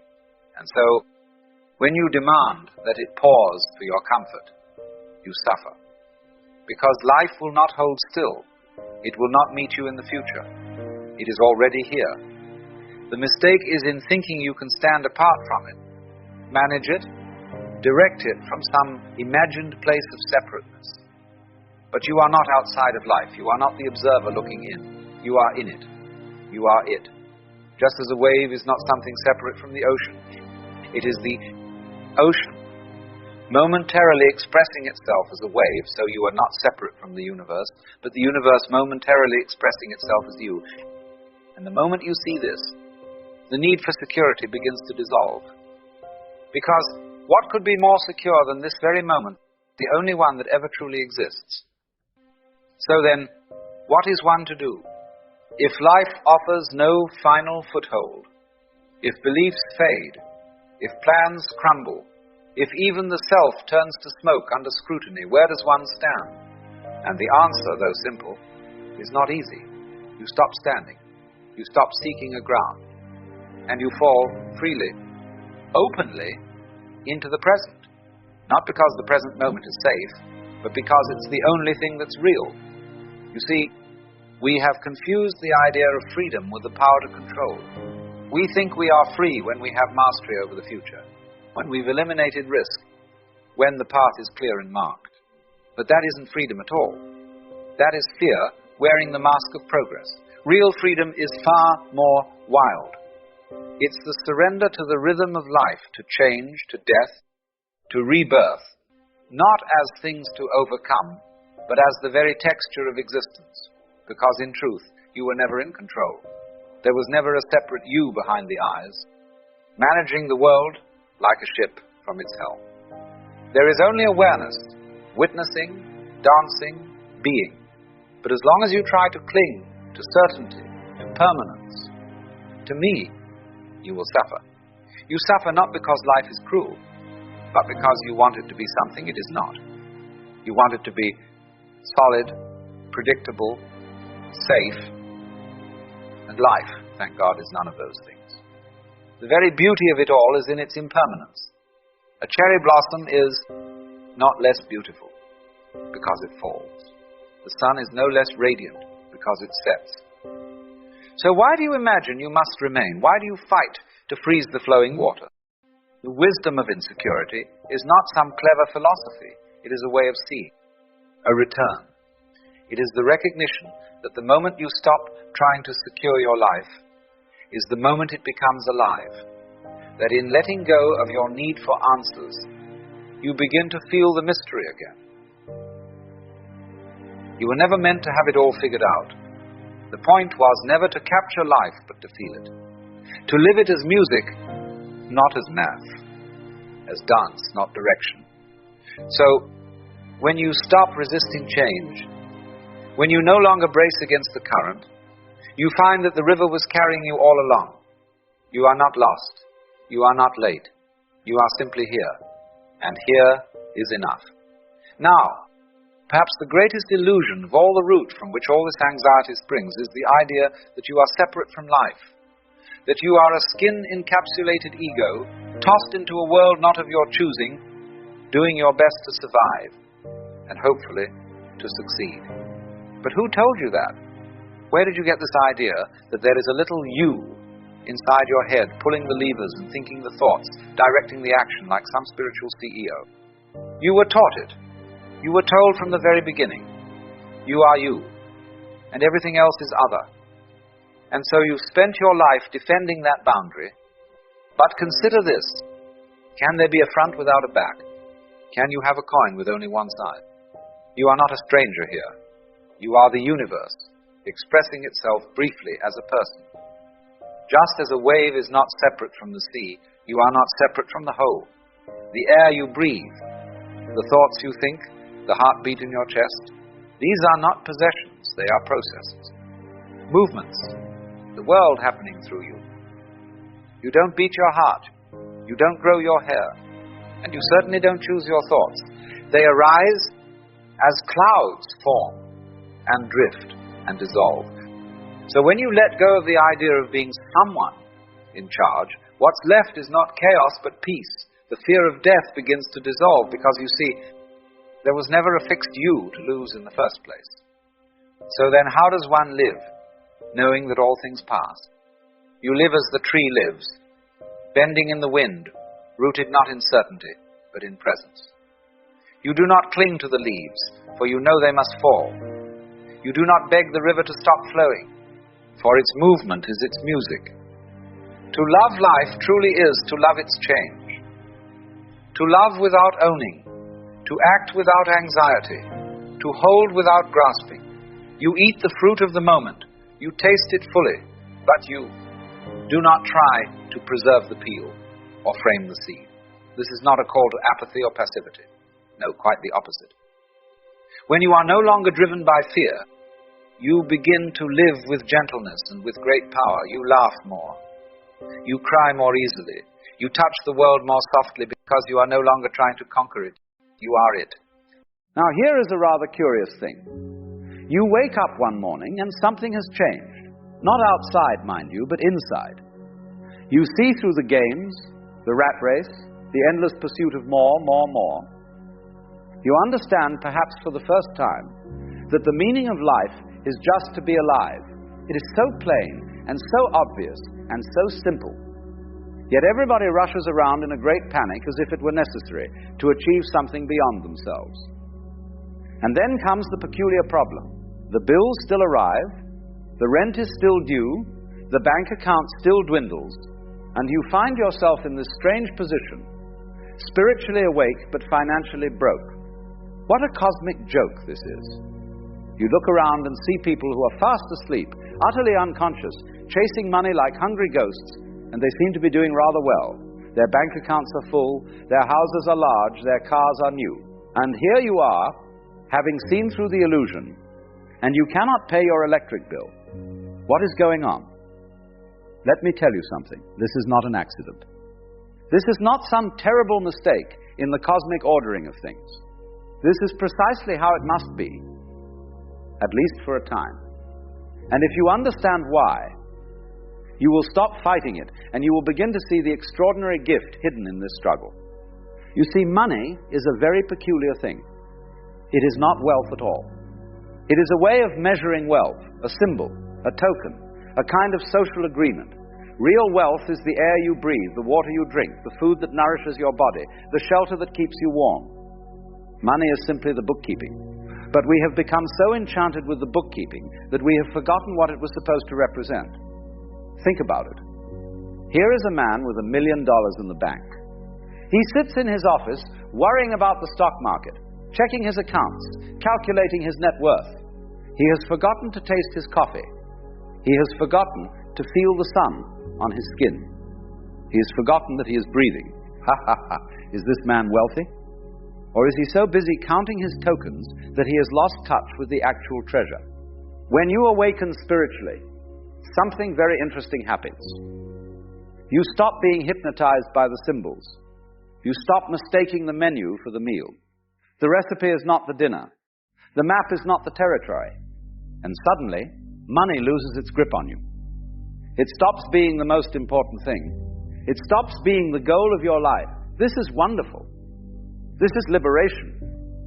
But it creates a practical problem because the world around you has not woken up. The landlord still wants his rent in dollars, not in enlightenment.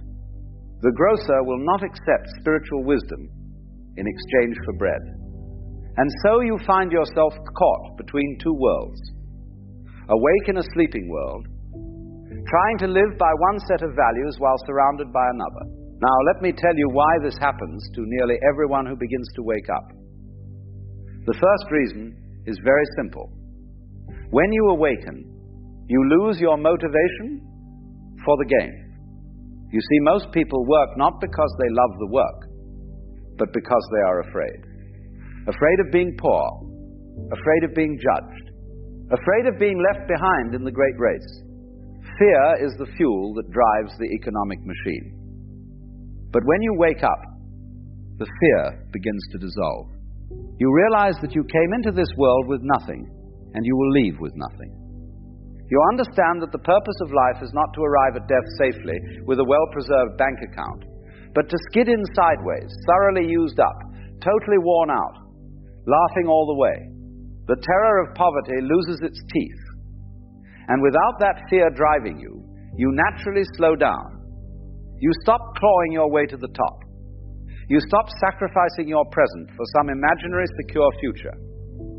This is beautiful. This is health. But in a world organized around fear and competition, it means you will probably make less money, at least for a while. The second reason is that awakening has a way of making your old interests fall away. Think about it. Before you woke up, perhaps you were fascinated by climbing the corporate ladder, by impressing your neighbors, by acquiring status symbols. These things gave you energy. They motivated you. They got you out of bed in the morning. But then you see through them. You understand that status is just a game of make-believe, that the corporate ladder leads nowhere in particular, that your neighbors are not paying as much attention to you as you thought. And suddenly, these pursuits feel hollow. They feel like trying to polish plastic cups when you have discovered the mountain spring. You may still go to work, you may still pay your bills, but the fire has gone out of the old ambitions. You are no longer willing to sell your soul for a paycheck. You are no longer willing to spend hours doing work that feels meaningless just to accumulate more tokens. And naturally, this affects your financial situation. Now, here is the third reason, and this one is quite subtle. When you awaken, you become aware of how the money system actually works. And this awareness can make you somewhat reluctant to participate fully in it. You see that the whole economic game is based on fear, on scarcity, on the illusion that there is not enough to go around. You see how it turns people into competitors, into enemies, how it makes them forget their basic humanity. You understand that the person with the most money is not necessarily the most successful human being. In fact, you begin to suspect that the pursuit of wealth often creates a kind of poverty of spirit, a narrowing of consciousness, a loss of the very things that make life worth living. And so you hesitate. You hold back. You do not throw yourself completely into the game because you have seen the cost of winning. This is not laziness. This is wisdom. But it means you will probably not get rich, at least not in the conventional sense. Let me tell you a story. There was once a fisherman who lived by the sea. Every day he would go out in his small boat, catch enough fish to feed his family, and sell a few at the market. Then he would come home, have lunch with his wife, take a nap in the afternoon, play with his children in the evening, and spend the night making music with his friends. One day a wealthy businessman came to visit.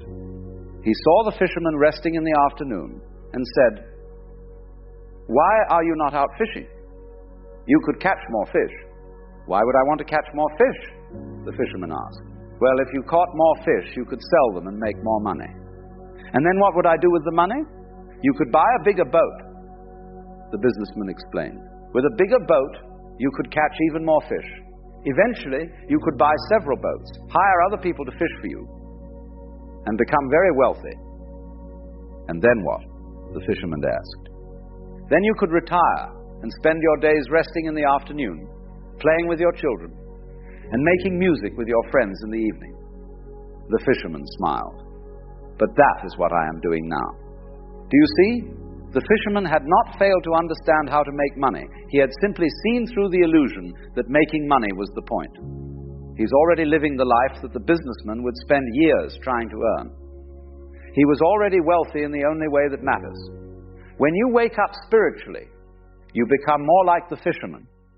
You realize that the goal everyone is chasing is already available right now.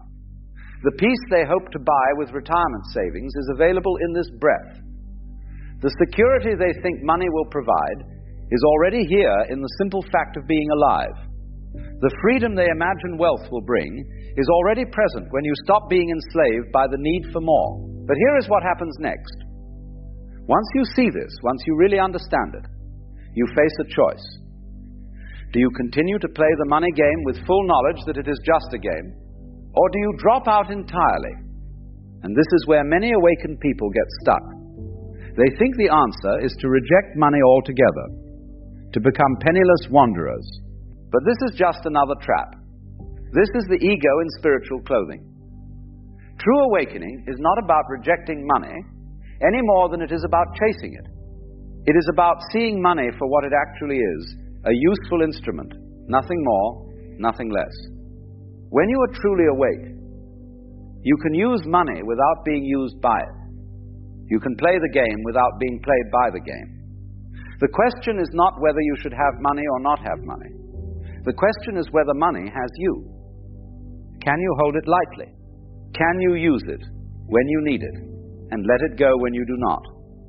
Can you make it without losing your soul and spend it without losing your freedom? This is the art. This is the dance. And it takes time to learn. This is why so many people who wake up go through a period of financial difficulty. They are learning to dance a new dance. They are discovering how to live in the world, but not be of it. They are finding out how to support themselves without selling themselves. And during this learning period, there will be struggles. The old ways of making money do not work anymore, because they required you to be asleep, to be driven by fear, to be motivated by greed. But the new ways have not yet revealed themselves. You are in the gap, the space between the old life and the new. And in this space there is often very little money. But listen carefully. This gap is sacred. This struggle is holy. You are not being punished. You are being transformed. The universe is not withholding abundance from you. It is teaching you a new relationship with abundance. Think of it this way. A snake must shed its old skin in order to grow. During the shedding process, it is vulnerable. Its old protection is falling away, and the new skin is not yet hardened. But if the snake tried to hold on to its old skin out of fear, it would die. It must go through the vulnerable period in order to grow into something larger. This is what is happening to you. Your old relationship with money, your old way of surviving in the world, it is falling away. And yes, it is uncomfortable. Yes, it is frightening. But if you try to cling to the old ways, if you try to go back to sleep just to feel financially secure, you will suffocate. You cannot unknow what you know. You cannot unsee what you have seen. The only way through is forward. The only way out is through. And on the other side of this difficulty, there is a new way of being in the world, a way that is both spiritually awake and financially functional, a way that allows you to have enough without needing to have everything, a way that allows you to work without making work your identity, a way that allows you to use money as a means without making it the end. But you have to trust the process.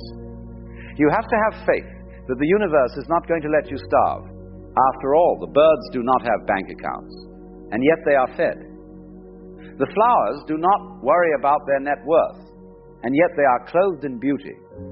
If nature takes care of every sparrow, every blade of grass, will it not take care of you? This does not mean you sit back and do nothing. It does not mean you become irresponsible. It means you act from a different place. You act from love rather than fear. You work because the work is there to be done, not because you are trying to prove your worth. You earn money because money is useful, not because money is everything. And here is what I have observed. When people make this change, when they truly let go of the fear and start living from a place of trust, money often begins to flow more easily. Not always, not immediately, but eventually. Because when you are not grasping at money, when you are not strangling every opportunity with desperation, you become more creative. You become more relaxed. You become more attractive to work with, more pleasant to do business with, more open to possibilities. Muddy water is best cleared by leaving it alone. When you stop thrashing about trying to force financial success, when you stop panicking about every bill, when you simply allow yourself to be present with what is, something shifts. The water begins to clear, solutions appear, opportunities arise. Not because you are trying to make them happen, but because you have stopped blocking them with your anxiety. But let me be very clear about something. This does not mean you will become wealthy in the conventional sense. You may never have $1 million in the bank. You may never own a large house or a fancy car, and that is perfectly fine, because you will have something far more valuable. You will have your life back.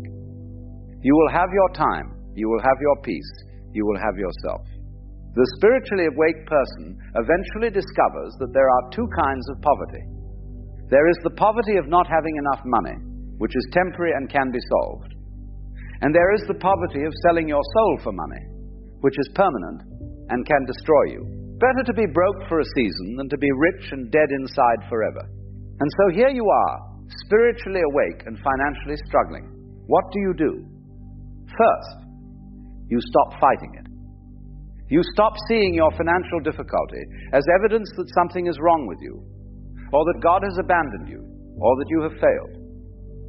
You see it for what it is, a transition period, a time of learning, a sacred passage from one way of being to another. Second, you do what you can do. You find work that does not violate your soul. You pay your bills as best you can. You live simply. You ask for help when you need it. There is no shame in this. The universe takes care of itself through people helping each other. Allow yourself to be helped. Third, you trust. You trust that you are exactly where you need to be. You trust that this difficulty has something to teach you. You trust that the same intelligence that grew your body from a single cell, that beats your heart without your effort, that breathes you while you sleep, this intelligence is not going to abandon you now. You are held. You are supported. You are loved. Not by money, but by the source of all things. And finally, you remember what you have already learned. The meaning of life is not in having, or achieving, or accumulating. The meaning of life is in the living itself, in the breathing, in the seeing, in the tasting. You are already rich beyond measure if you would only stop long enough to notice. You have eyes that can see a sunset. You have ears that can hear music. You have a body that can feel the warmth of the sun. You have a mind that can know wonder. You have a heart that can feel love. These are the real treasures. These are what matter, and they cannot be bought or sold. So yes, you may be broke, but you are awake. And that awakening is worth more than all the money in all the banks, in all the world. Because money can buy you many things, but it cannot buy you consciousness. It cannot buy you freedom. It cannot buy you the peace of knowing who you really are. You are not a person who has or does not have money. You are the awareness in which having and not having appear and disappear like clouds in the sky. The clouds come and go, but the sky remains. You are the sky, and the sky is never poor, never lacking, never in need. This does not pay the rent, I know, but it changes everything about how you relate to the rent. It means you can face financial difficulty without losing yourself. It means you can be broke without being broken. It means you can struggle without despair, because you know that your worth is not measured in dollars, and your life is not defined by your bank balance. The spiritually awake are often financially struggling not because they are being punished, but because they are learning something the sleeping world has forgotten. They are learning that life is not about money. They are learning that the real wealth is consciousness itself. They are learning that you can live richly on very little if you are awake enough to see the abundance that is already here. This learning takes time. This learning costs something. Sometimes what it costs is money. But what you gain in return is invaluable. You gain your soul. You gain your freedom. You gain the ability to live in this world without being consumed by it. You gain the wisdom to use money without being used by it. And eventually, in ways you cannot predict and according to a timeline you cannot control, the financial situation often begins to improve. Not because you go back to sleep and start chasing money again, but because you have learned to be awake and functional at the same time. You have learned to meet the practical demands of life without forgetting the spiritual truth of life. But even if the money never comes, even if you live your whole life with very little, you will still be wealthier than those who have everything but know nothing. Because you know who you are. You know what matters. You know that you are the universe, looking at itself through these particular eyes, breathing itself through these particular lungs, experiencing itself through this particular life. And that, my friends, is the real gold. Everything else is just paper. So if you are spiritually awake and financially struggling, take heart, you are not doing it wrong. You are going through what must be gone through. Trust the process. Do what you can. And remember always that the one who is struggling is not who you really are. The real you, the awareness that watches all of this, cannot be touched by poverty or wealth. It simply is, and it is enough. The meaning of life is just to be alive. Not to be rich, not to be successful, not to prove anything or achieve anything or accumulate anything. Just to be alive, to breathe, to see, to feel, to know. And this you are already doing. This you have always been doing. This you cannot fail to do. So play the game of money if you must. Pay your bills, feed yourself, take care. From the time we are children, the story is already told to us. Grow up, fall in love, get married, and live happily ever after. It's written into our fairy tales, our films, our families, and so marriage becomes not merely a ritual, but the symbol of ultimate fulfillment, the proof that you are loved, the guarantee that you are wanted, the contract that love will stay forever. But as you grow older, as life unfolds, as reality seeps in, you begin to see the cracks in this story. For the truth is, marriage cannot give you what you seek, not because marriage is wrong, but because what you are seeking cannot be given by anyone, nor guaranteed by any ritual. Think of it this way. Love is like music. You don't make music to get to the end of the piece. If that were the case, the greatest composers would write nothing but finales. No, the point of music is the playing, the movement, the dance of notes. Marriage, however, is often mistaken as the finale, the end point, where the music of love is supposed to settle into a permanent chord. But what happens when you try to hold on to the last note of a song? It dies. It ceases to be music at all. And this is the problem we run into with marriage when we imagine it as the guarantee of love. We try to freeze love in time. We try to hold the moment still, to secure it, to lock it away, so that it will never slip through our fingers. But in doing so, we suffocate the very life out of it. Have you noticed how much of our culture equates marriage with ownership? We speak of my wife, my husband, as though the other person were a possession. We put rings on fingers and call it a bond, a tie, a chain of belonging. But love is not a possession, nor is a person something you can truly own. To try is to reduce them to an object, and an object cannot love you. So we fall into a paradox. In our attempt to secure love through marriage, we often destroy the freedom that love requires. Because love is free, spontaneous, unpredictable, it cannot be caged without losing its essence. To bind love too tightly is to kill it. But still, the longing remains. We believe that once we marry, loneliness will vanish, that emptiness will be filled, that uncertainty will dissolve. We think, at last I will be complete. At last I will never be alone again. And yet how many discover, even after marriage, that the same loneliness lingers, the same doubts persist, the same longing gnaws at the heart. Because what you seek in marriage is not actually in the other person at all. What you seek is a resolution to the feeling of being incomplete. And that is something no ritual, no contract, no partner can ever deliver. Now, don't misunderstand me. This is not to say that marriage is meaningless or that love between two people is false. It is to see clearly that marriage cannot be a substitute for wholeness. If you go into it with the belief that it will complete you, you have already placed a burden upon it that it cannot bear. Imagine trying to drink from a glass and expecting it to quench the thirst of your whole life.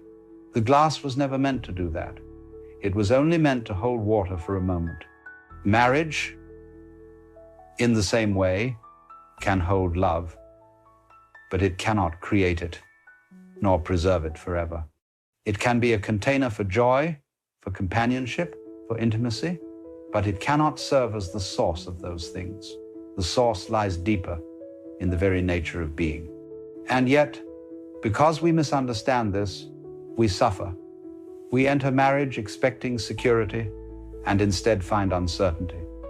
We expect permanence and instead find change. We expect to be fulfilled and instead discover new longings arising. So we begin to resent the other person. You are not giving me what I was promised.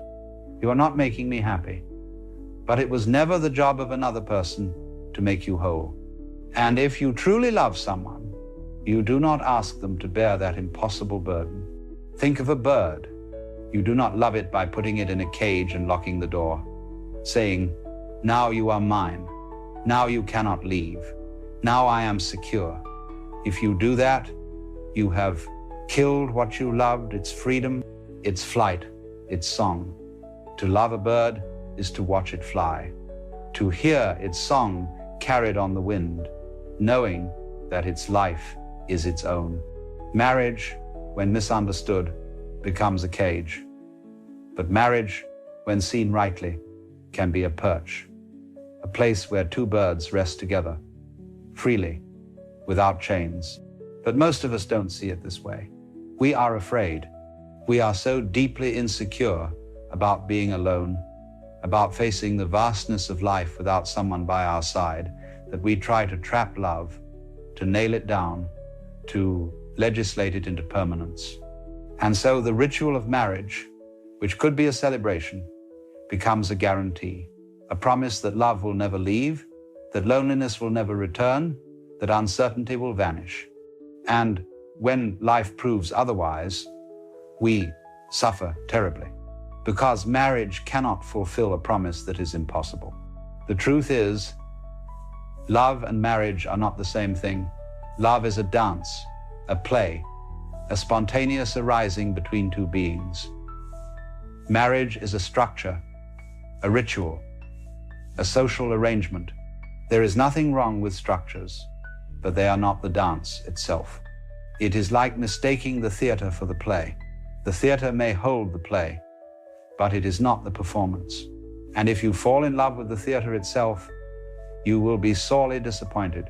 So what do we really seek in marriage? We seek security, permanence, a guarantee against change. But life itself is change. Life is impermanence. To demand permanence in love is to demand that the river stop flowing, that the sun stop moving, that the dance end and freeze in a single pose forever. And this is why marriage, when taken as the ultimate answer, fails. Not because love is false, but because our expectations are impossible. Let us then see clearly. Marriage cannot give you what you seek. It cannot give you wholeness, because wholeness is not in the future. It cannot give you permanence, because life itself is impermanent. It cannot give you security, because existence is fundamentally uncertain. And if you are seeking those things in marriage, you will be disappointed. But here lies the possibility of a deeper freedom. If you stop demanding that marriage give you what it cannot, you may discover what it can truly be, not a prison, not a possession, not a guarantee, but a celebration of love in the moment. But that belongs to another chapter. For now, it is enough to see clearly the problem, that we have mistaken the symbol for the substance, the cage for the bird, the contract for the love. And in this mistake, we suffer. But when the illusion is seen for what it is, a new possibility opens.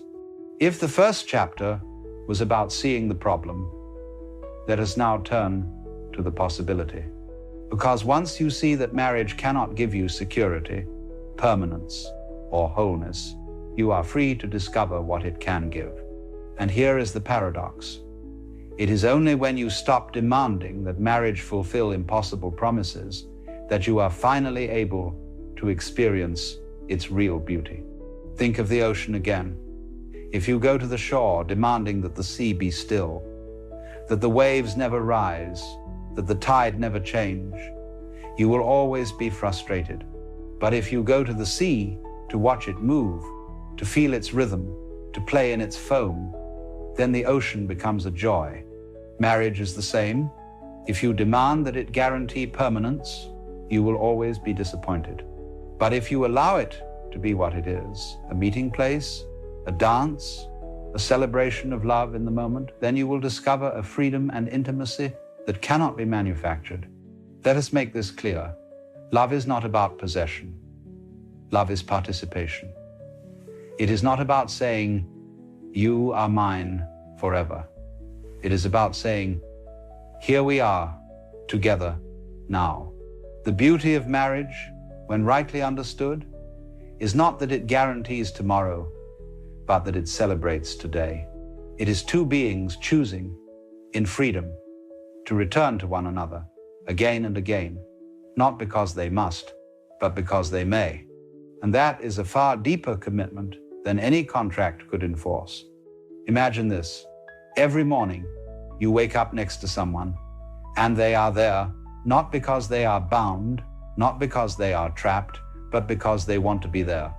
Each day is a new beginning, a fresh choice. That is real commitment, not the security of chains, but the devotion of freedom. And that is what marriage can be, if you let go of the illusion that it should be something else. Alan Watts once said that trying to make love permanent is like trying to bottle a wave. You may capture the water, but the movement, the life, the very essence of the wave is lost. So the secret is to stop trying to capture, to allow love to move, to rise and fall, to come and go like music. Music is beautiful because it plays and ends, and yet we do not grieve when a song ends, because its ending is part of its beauty. In the same way, the moments of love in marriage are precious precisely because they are fleeting. To try to freeze them would be to destroy them. Now, this might sound frightening. If marriage cannot promise permanence, then what is the point? The point is play. Think of dancing. Two people join hands and move together, not to arrive at a destination, not to achieve a goal, but to enjoy the movement itself. No one asks, "But where are we going with this dance?" That would be absurd. Marriage, when freed from the illusion of permanence, becomes a dance. Two people moving in rhythm, not bound by chains, but drawn together by the joy of the movement itself. But here is the catch. To dance requires vulnerability. You cannot hold back and expect the dance to happen. You must give yourself to the rhythm. This is why marriage, rightly lived, is not about security, but about courage. It is about stepping into uncertainty together, knowing that nothing is guaranteed, but trusting the rhythm nonetheless. And here lies the beauty. It is precisely because nothing is guaranteed that love becomes real. If it were forced, if it were guaranteed, it would be meaningless. But because it is chosen freely in each moment, it has weight. Look at the stars. They shine for a time, and then they burn out. Their impermanence is not a flaw, but their glory. Marriage, too, is not about lasting forever, but about shining brightly while it exists. And when you can see it this way, something remarkable happens. You no longer cling in desperation. You no longer demand guarantees. You begin to appreciate what is here and now. And that is the secret of love. Not possession, not permanence, presence. Now, you may ask, but what about faithfulness? What about commitment? Are these illusions too? No, they are not illusions, but they are misunderstood. True faithfulness is not the result of chains. It is not the product of contracts. It is the flowering of freedom. If you choose to be with someone again and again, not because you must, but because you want to, that is true fidelity. That is true devotion. And it is far stronger than any external bond could ever enforce. Marriage, then, is not a cage. It is not a contract of ownership. It is a celebration, a ritual of remembrance, a way of saying, let us play together, let us dance together, let us live together in this moment. When you see it this way, marriage becomes light, playful, alive. It ceases to be a burden and becomes a joy.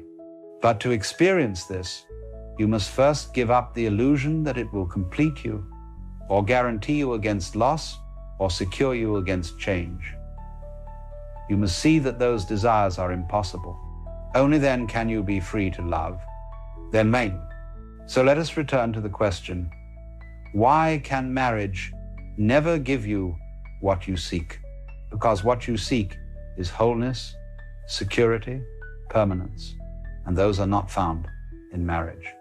They are found in the acceptance of life itself, in the realization that you are already whole, already complete, already free. When you know this, then marriage ceases to be a desperate attempt to fill a void. It becomes a celebration of the fullness that is already there. And paradoxically, only then can marriage truly flourish. Then mate. For if two people come together not out of need, but out of fullness, their love is free. It is not a chain, but a gift, not a burden, but a joy. They can allow each other to be without trying to own, without trying to control. And in that freedom, love breathes. Then mate. So the secret is simple. Stop asking marriage to be something it cannot. Stop demanding that it fill the emptiness, or banish uncertainty, or guarantee permanence. See it instead as a play, a dance, a celebration of what already island. Then marriage becomes not a prison, but a playground, not a guarantee, but a gift, not a desperate grasp for security, but a free expression of joy. And in this freedom, love is not lost, but found again and again, each day, each moment, as long as the dance continues. You see, there's something rather peculiar that happens when you begin to wake up. When you stop playing the game quite so seriously, when you see through the great cosmic joke of it all, you become, how shall I put it, inconvenient. You become an irritation to those who are still fast asleep, still clutching desperately to their roles, their masks, their carefully constructed sense of who they think they are. It's not that you're trying to bother anyone. Quite the opposite. You're simply being. You're breathing. You're walking through life with a certain lightness, a certain freedom. But that very freedom, that very peace you carry, it disturbs something in others. It rattles their cages. And they don't even know why. Have you noticed this? You walk into a room, perfectly calm, perfectly friendly, and someone looks at you as if you've just insulted their entire family. You haven't said a word. You haven't done anything wrong. But your very presence seems to set off some invisible alarm in their nervous system. What's happening here? Why does your peace make them so uncomfortable? Why does your refusal to play the social games cause such strange reactions? Well, let me tell you what's really going on.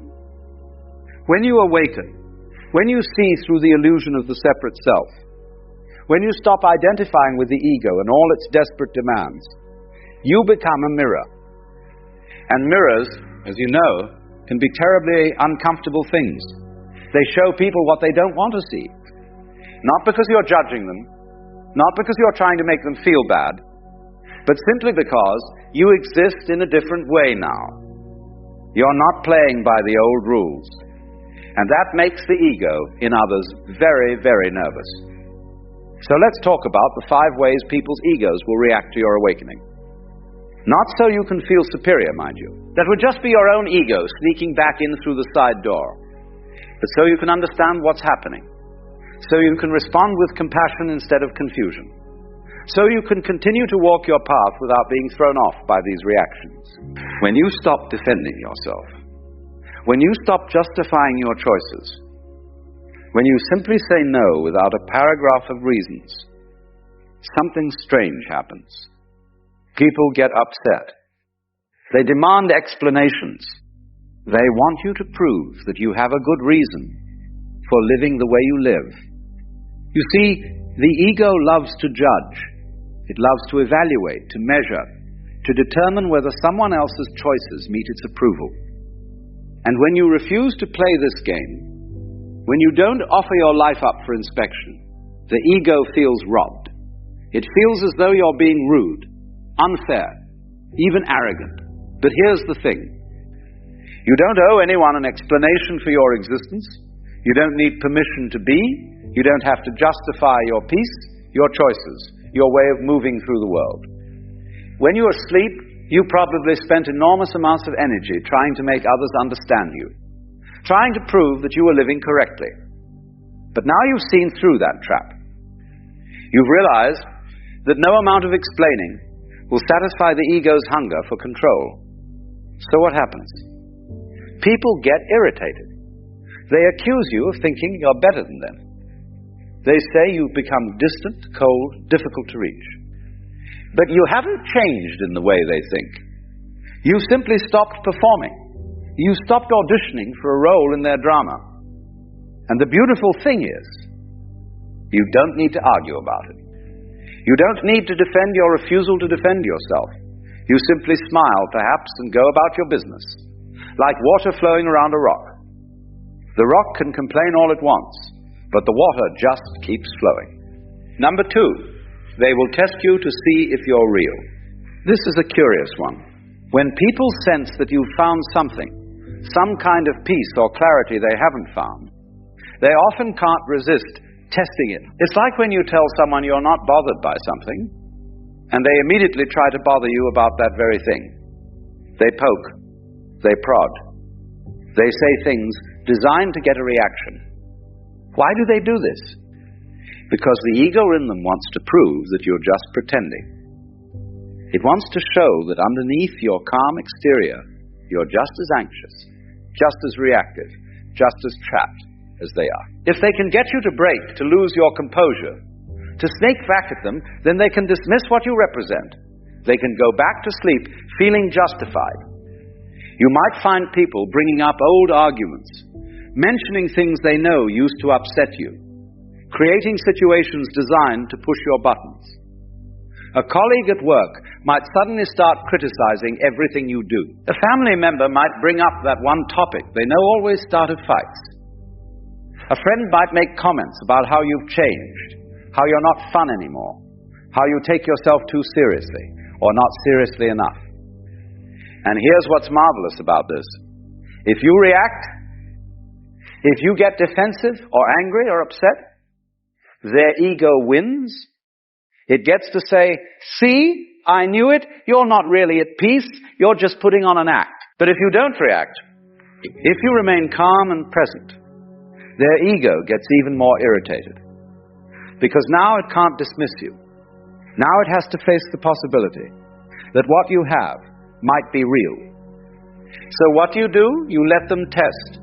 You let them poke and prod, not because you're trying to prove anything, but because you genuinely aren't bothered anymore. You've seen through the dream. You know that their testing is just their own fear speaking, their own ego trying to protect itself from the possibility of change. Number 3, they will gossip and create stories about you.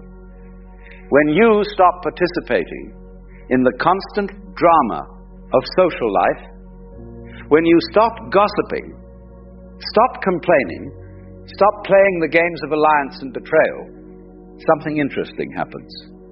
You become a subject of gossip yourself. People will create stories about you. They'll say you think you're better than everyone else. They'll say you've become strange, disconnected, too spiritual, not grounded. They'll wonder what's wrong with you, what happened to make you so different. And they'll discuss all of this behind your back, weaving theories and explanations for your behavior. Why does this happen? Because the ego needs to make sense of things. When someone steps outside the usual patterns, the ego in others becomes uncomfortable. It needs to categorize, to label, to put you in a box it can understand. And if it can't find a box that fits, it will create one. Usually a box that makes you seem flawed, or foolish, or misguided in some way. You might hear through others that people are saying you've had some kind of breakdown, or that you're going through a phase, or that you've joined some weird spiritual cult. The stories will vary, but they'll all have one thing in common. They'll all be attempts to explain away what's happening with you in a way that protects their own worldview. And here's the thing. You cannot stop this. You cannot control what others say about you. If you try, if you go around defending yourself, correcting the stories, setting the record straight, you'll exhaust yourself. You'll be pulled right back into the drama you've been trying to step away from. The awakened response is to let them talk. Let them create their stories. Let them gossip and theorize and worry about you if they want to. Their stories have nothing to do with you anyway. Their stories about their own fears, their own resistance to change, their own unwillingness to question the game they're playing. As they say, what others think of you is none of your business. And it really isn't. You are not the character in their story. You are simply you, walking your path, being present, living with awareness. The rest is just noise. Number 4. They will try to pull you back into old patterns. This one can be particularly tricky, especially with people you've known for a long time.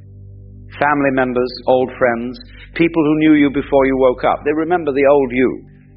The you who played the games, who got upset about the things they got upset about, who participated in all the usual dramas. And now you've changed. You don't react the same way. You don't get pulled into the same arguments. You don't play your old role in the family dynamic or the social group. And this makes them uncomfortable, very uncomfortable. So what do? They try to pull you back.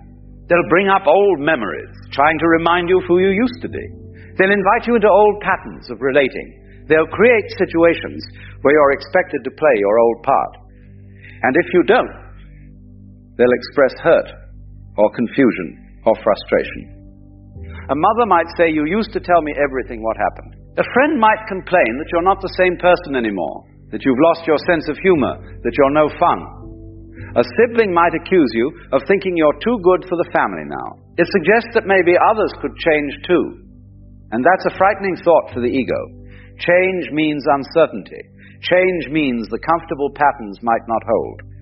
So they resist your transformation by trying to make you the same person you used to be, but you can't go back. Even if you wanted to, you couldn't. Once you've seen through the illusion, once you've tasted real freedom, the old ways of being feel like costumes that no longer fit. You can love these people. You can be kind to them. You can spend time with them. But you cannot pretend to be someone you're not anymore just to make them comfortable. So what do? You remain present. You remain loving. But you don't take the bait. When they try to pull you into an old argument, you don't argue. When they try to make you feel guilty for changing, you don't defend yourself. You simply are who you are now, and you trust that either they'll adjust to this new way of relating, or they won't. And either way, you continue on your path. Number 5. They will feel uncomfortable in your presence. This is perhaps the most subtle and the most powerful reaction. When you've awakened, when you're no longer identified with the ego and all its games, your very presence becomes uncomfortable for those who are still deeply asleep. It's not that you're doing anything wrong. It's not that you're judging them or looking down on them or trying to make them feel bad. In fact, you might be more tamed, more present, more genuinely interested in them than you ever were before, but something about your energy, your way of being, makes them squirm. Why? Because consciousness is contagious. When you're present, when you're not caught up in the constant chatter of the mind, when you're simply being, it creates a space of stillness, a space of awareness. And in that space, other people's ego chatter becomes suddenly very loud to them. They become aware, even if just slightly, of the noise in their own heads. They become aware of their own anxiety, their own restlessness, their own constant need to be somewhere else, doing something else, being someone else. Your peace mirrors their chaos. Your stillness reflects their agitation. And instead of using this as an opportunity to question their own way of being, the ego's first instinct is to blame you for making them uncomfortable. It's your fault they feel this way. You're too serious. You're too calm. You're too quiet. Something must be wrong with you if you're not as anxious and busy and worried as they are. You might notice people don't want to sit with you in silence. They fill every gap with chatter. They ask you what you're thinking, what's wrong, why you're so quiet. They interpret your presence as judgment when it's simply presence. They project onto you their own discomfort with stillness, with silence, with simply being. And here's the beautiful paradox. The very thing that makes them uncomfortable, your awakened presence, is exactly what they need. Your stillness invites them to be still. Your peace offers them the possibility of peace. Your freedom shows them that freedom is possible. But the ego resists this invitation with everything it has, because accepting it means death to the ego. It means letting go of all the games, all the stories, all the desperate attempts to prove its existence. So some people will simply avoid you. They'll make excuses not to spend time with you. They'll drift away from your life. And that's okay. You cannot force anyone to wake up. You cannot drag them into awareness. All you can do is be who you are, and trust that those who are ready will be drawn to what you represent. Others might accuse you of being judgmental, even though you're not judging them at all. They feel judged simply by being in the presence of someone who's not playing the game anymore. Your very existence questions their choices, even though you're not saying a word about their choices. This is projection. They judge themselves and then project that judgment onto you. The awakened response is compassion, because you remember what it was like to be asleep. You remember the constant anxiety, the need to defend yourself, the exhausting game of trying to be somebody. You remember how uncomfortable it was to be around anyone who seemed to have found something you were still desperately seeking. So you don't take their discomfort personally. You don't make it mean anything about you. You simply continue to be present, to be kind, to be available if they want to talk, or be silent together. Now here's what's important to understand about all 5 of these reactions. They are not about you. They're about the other person's relationship with their own ego. When you awaken, you become a mirror. And what people see in that mirror is not you, it's themselves. They see their own fears, their own resistance, their own attachment to the game they're playing. Some will look in the mirror and feel inspired. They'll want to know what you've found. They'll ask questions. They'll be curious about this peace you seem to carry. These are the ones who are ready, who are beginning to wake up themselves. They recognize in you something they've been looking for, even if they don't know what to call it yet. But others will look in the mirror and feel threatened, and they'll react in one or more of the ways we've discussed. They'll demand explanations, test you, gossip about you, try to pull you back, or simply feel uncomfortable around you. And all of this is just the ego's way of protecting itself from the possibility of change. The woman who glares at you in the grocery store is not really seeing you. She's seeing her own discomfort reflected back at her. The colleague who constantly criticizes you is not really responding to what you do. He's responding to what your way of being says about his way of being. The family member who accuses you of thinking you're better than everyone is not really talking about you.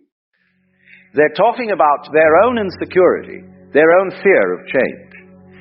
Second, you remain compassionate, because you know that being asleep is suffering. You know what it's like to be trapped in the ego's games, to feel that constant low-grade anxiety, to always be defending yourself against some imagined threat. So when people react to you in these ways, you see it for what it is. Cry for help.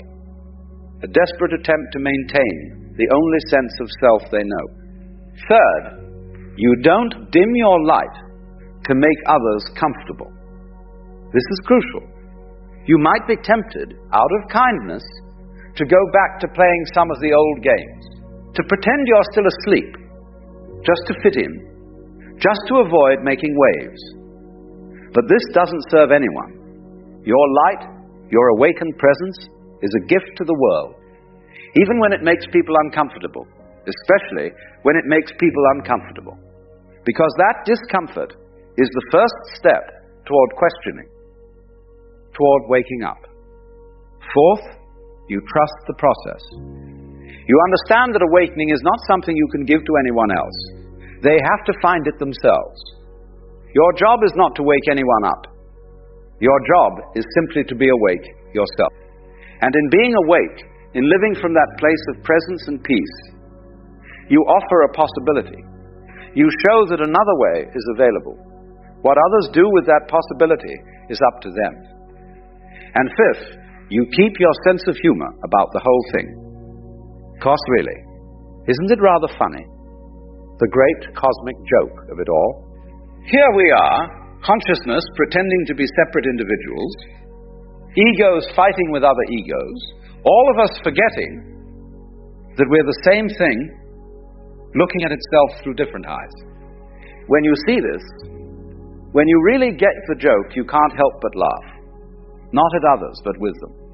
Because we're all in this ridiculous play together. You see, the irritation people feel is not a problem to be solved. It's part of the process. It's part of how awakening spreads. One person wakes up, and their presence creates ripples. Some people surf those ripples toward their own awakening. Others resist them, build walls against them, pretend they don't feel them. But the ripples continue. The presence continues. The light continues to shine. And here's the final secret. The more you stop caring about these reactions, the more effective your presence becomes. When you're trying to prove something, trying to convince others, trying to make them see, you're still caught in the ego game. But when you simply are, when you live your life with presence and peace without any agenda, without any need for others to understand or approve, that's when the real magic happens. Because then you're not playing the game at all. You're not trying to win. You're not defending yourself. You're not even trying to wake anyone up. You're just being. And being is the most powerful thing in the world. Being is what the ego cannot withstand. Being is what gradually dissolves all the games, all the stories, all the desperate attempts to be somebody special. So let them react. Let them demand explanations. Let them test you. Let them gossip. Let them try to pull you back. Let them feel uncomfortable. It's all part of the dance. It's all part of the play. And you just keep being present, aware, free. You walk through the world like water through rocks, like wind through trees, like light through darkness. Not forcing anything, not resisting anything. Simply flowing, simply being. And in that simple being, you offer the most powerful teaching of all. The teaching that has no words. The teaching that cannot be explained. The teaching that irritates every ego it encounters because it shows, without saying a word, that the emperor has no clothes. That the game we're all playing is just a game. That underneath all the roles and masks and stories, there is simply this. This presence, this awareness, this being.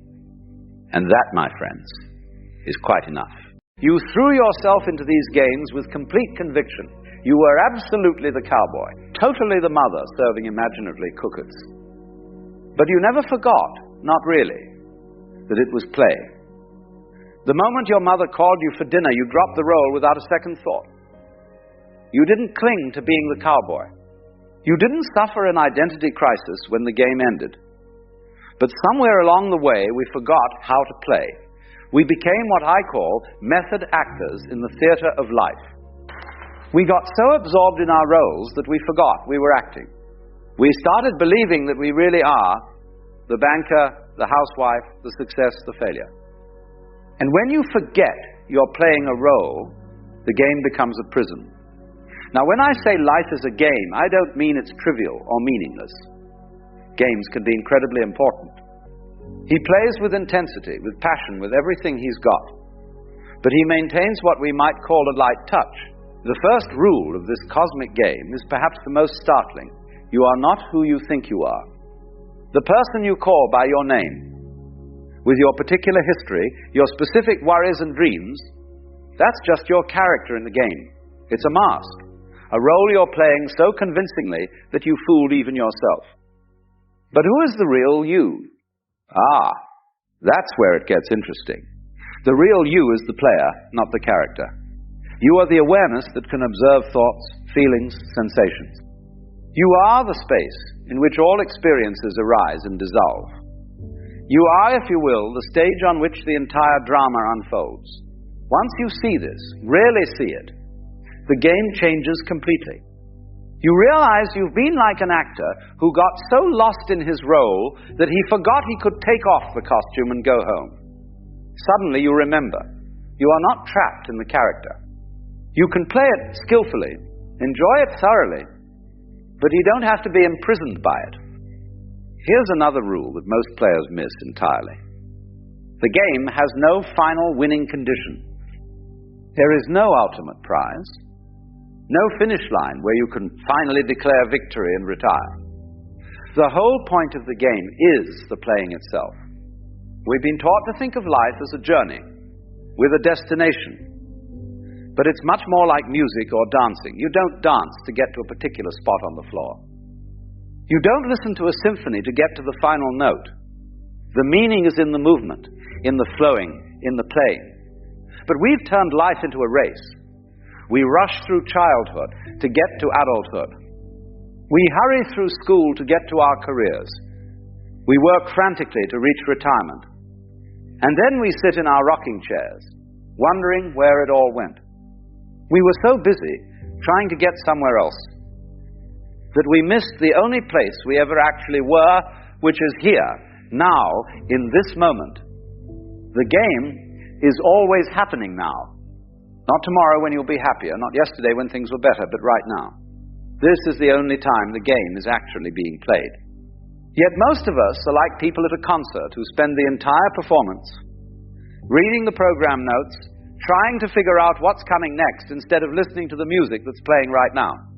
Another fascinating aspect of this game is that it's completely rigged in your favor. How's that? Well, no matter what happens to you, no matter what role you find yourself playing, you can't actually lose, because you are not just your character. You are the entire game itself. Think of it this way. In a dream, you might be chased by a monster, and it feels terrifying. But when you wake up, you realize you were both the one being chased and the monster doing the chasing. You were the entire dream. In the same way, you are not just one player in the cosmic game. You are the game playing itself. This might sound like mystical nonsense, but consider this. Every person who irritates you, every situation that challenges you, they're all part of your experience. They exist in your awareness. In a very real sense, the entire universe as you know it is happening inside your consciousness. You are not a small separate being struggling in a hostile world. You are the world, looking at itself through the eyes of what you call you. Once you get this joke, and it is a cosmic joke of the highest order, your whole approach to living changes. You stop taking everything so personally. When someone criticizes you, instead of getting defensive, you might think, here's the universe playing the role of the critic. How interesting. What can I learn from this performance? When you're facing a difficult situation, instead of asking, why is this happening to me? You might ask, why am I happening to this? Because if you are the entire game, then you are not the victim of circumstances. You are circumstances, appearing to yourself as challenges to make the game interesting. Now let me address something important. This doesn't mean you become passive or indifferent. Far from it. When you know you're playing a game, you can play it with tremendous skill and enthusiasm. You can care deeply about your moves while not being devastated if they don't work out perfectly. You can love fully while not being destroyed if that love isn't returned. You can work passionately while not being crushed if your efforts don't immediately succeed. The secret is what I call playing with a light touch. It's like being a great jazz musician. You know the basic structure of the song, but you're always ready to improvise. You respond to what the other musicians are doing. You don't try to force the music into some predetermined pattern. You flow with it, play with it, dance with it. Most people approach life like they're playing classical music with a very strict conductor. Every note must be exactly as written. There's no room for spontaneity, no space for creativity. But life is much more like jazz. The basic rhythm is there, but within that rhythm, infinite possibilities exist for improvisation and play. Here's one of the most liberating rules of the game. You don't have to be consistent. You are under no obligation to be the same person you were 5 minutes ago. The character you've been playing, with all its limitations and problems, is not a permanent fixture. It's more like clothing you can change. We spend so much energy defending our self-image, protecting our reputation, maintaining our personality. But what if you could be anyone you choose to be in each moment? What if instead of being trapped by your past, you could reinvent yourself constantly? Not in a crazy, unstable way, but in a fluid, creative way that allows you to respond freshly to each situation. Children do this naturally. One moment they're a princess, the next they're a dragon, then they're a race car driver. They don't worry about consistency. They don't think, but wait, yesterday I was a princess, so I can't be a dragon today. And here's the beautiful thing. Every person you meet is you, wearing a different mask, playing a different role. That annoying colleague, that difficult relative, that stranger on the street who smiled at you, they're all you, exploring what it's like to be different characters in the great drama. When you see this, compassion arises naturally. Not the condescending kind of compassion that looks down on others, but the recognition that you're all in this together, all playing parts in the same cosmic theater. This doesn't mean everyone is the same on the surface level. Obviously, people have different personalities, different backgrounds, different ways of playing their roles. But at the deepest level, the awareness looking out through their eyes is the same awareness looking out through yours. We're all windows in the same house, each with a different view, but all part of the same structure. Now, let's talk about one of the trickiest aspects of the game. The part most people find hardest to master. How do you deal with suffering? How do you play skillfully when the game seems to turn against you? When you're dealt what appears to be a losing hand? The first thing to understand is that suffering is not the same as pain. Pain is natural, inevitable. If you stub your toe, it hurts. If someone you love dies, you grieve. These are simply part of the human experience, part of what makes the game interesting and complete. But suffering, that's different. Suffering is the story we tell ourselves about the pain. It's the resistance to what's happening, the demand that life be different than it is. Pain says, this hurts. Suffering says, this shouldn't be happening. It's unfair. It means something terrible about me or my future. When you understand this distinction, you can learn to experience pain without adding the extra layer of suffering. You can feel sadness without the story that you should be happy. You can face challenges without the narrative that you're a victim. You can encounter setbacks without the drama that your life is ruined. Think of it like weather. Sometimes it rains, sometimes it shines. The sky doesn't resist the rain or cling to the sunshine. It simply allows whatever weather is happening to happen. You can approach your inner weather the same way. Sometimes you'll feel joyful, sometimes sad, sometimes confused, sometimes clear. None of these states are permanent. They're all just part of the changing weather of consciousness. Here's another game rule that can save you enormous amounts of energy. You don't have to have an opinion about everything. You don't have to judge every experience as good or bad, right or wrong. Sometimes you can simply say, how interesting, and leave it at that. We've been trained to constantly evaluate, to always be deciding whether we like or dislike what's happening. But this constant judging is exhausting. It's like being a critic who can't simply enjoy a movie because they're too busy analyzing every scene. Sometimes you can just watch, just experience, just be present, without needing to have a position about it all. The master player learns to hold their opinions lightly. They might have preferences, but they don't cling to them. They can enjoy their favorite food without being upset when it's not available. The moment you think you have it all figured out, life will throw you a curveball. The moment you get comfortable with your role, circumstances will invite you to play a different part. Instead of resisting these surprises, you can learn to welcome them. They keep the game interesting. Imagine playing chess with someone who always made the same moves, or watching a movie where you knew exactly what would happen next. How boring would that be? The surprises, the plot twists, the unexpected turns, these are what make life an adventure rather than a tedious routine. When you stop needing to control every detail, when you develop what we might call a taste for surprise, you begin to find life endlessly fascinating rather than constantly frustrating. Now, one of the most liberating discoveries you can make about this game is that there are no real mistakes, only experiences. What you call failures are just experiments that didn't work out as expected. What you call successes are experiments that exceeded your expectations. But they're all just data points in the grand experiment of being human.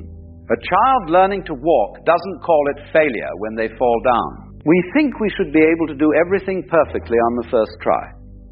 We think mistakes are signs of inadequacy rather than natural parts of the learning process. We turn every stumble into evidence that we're somehow deficient.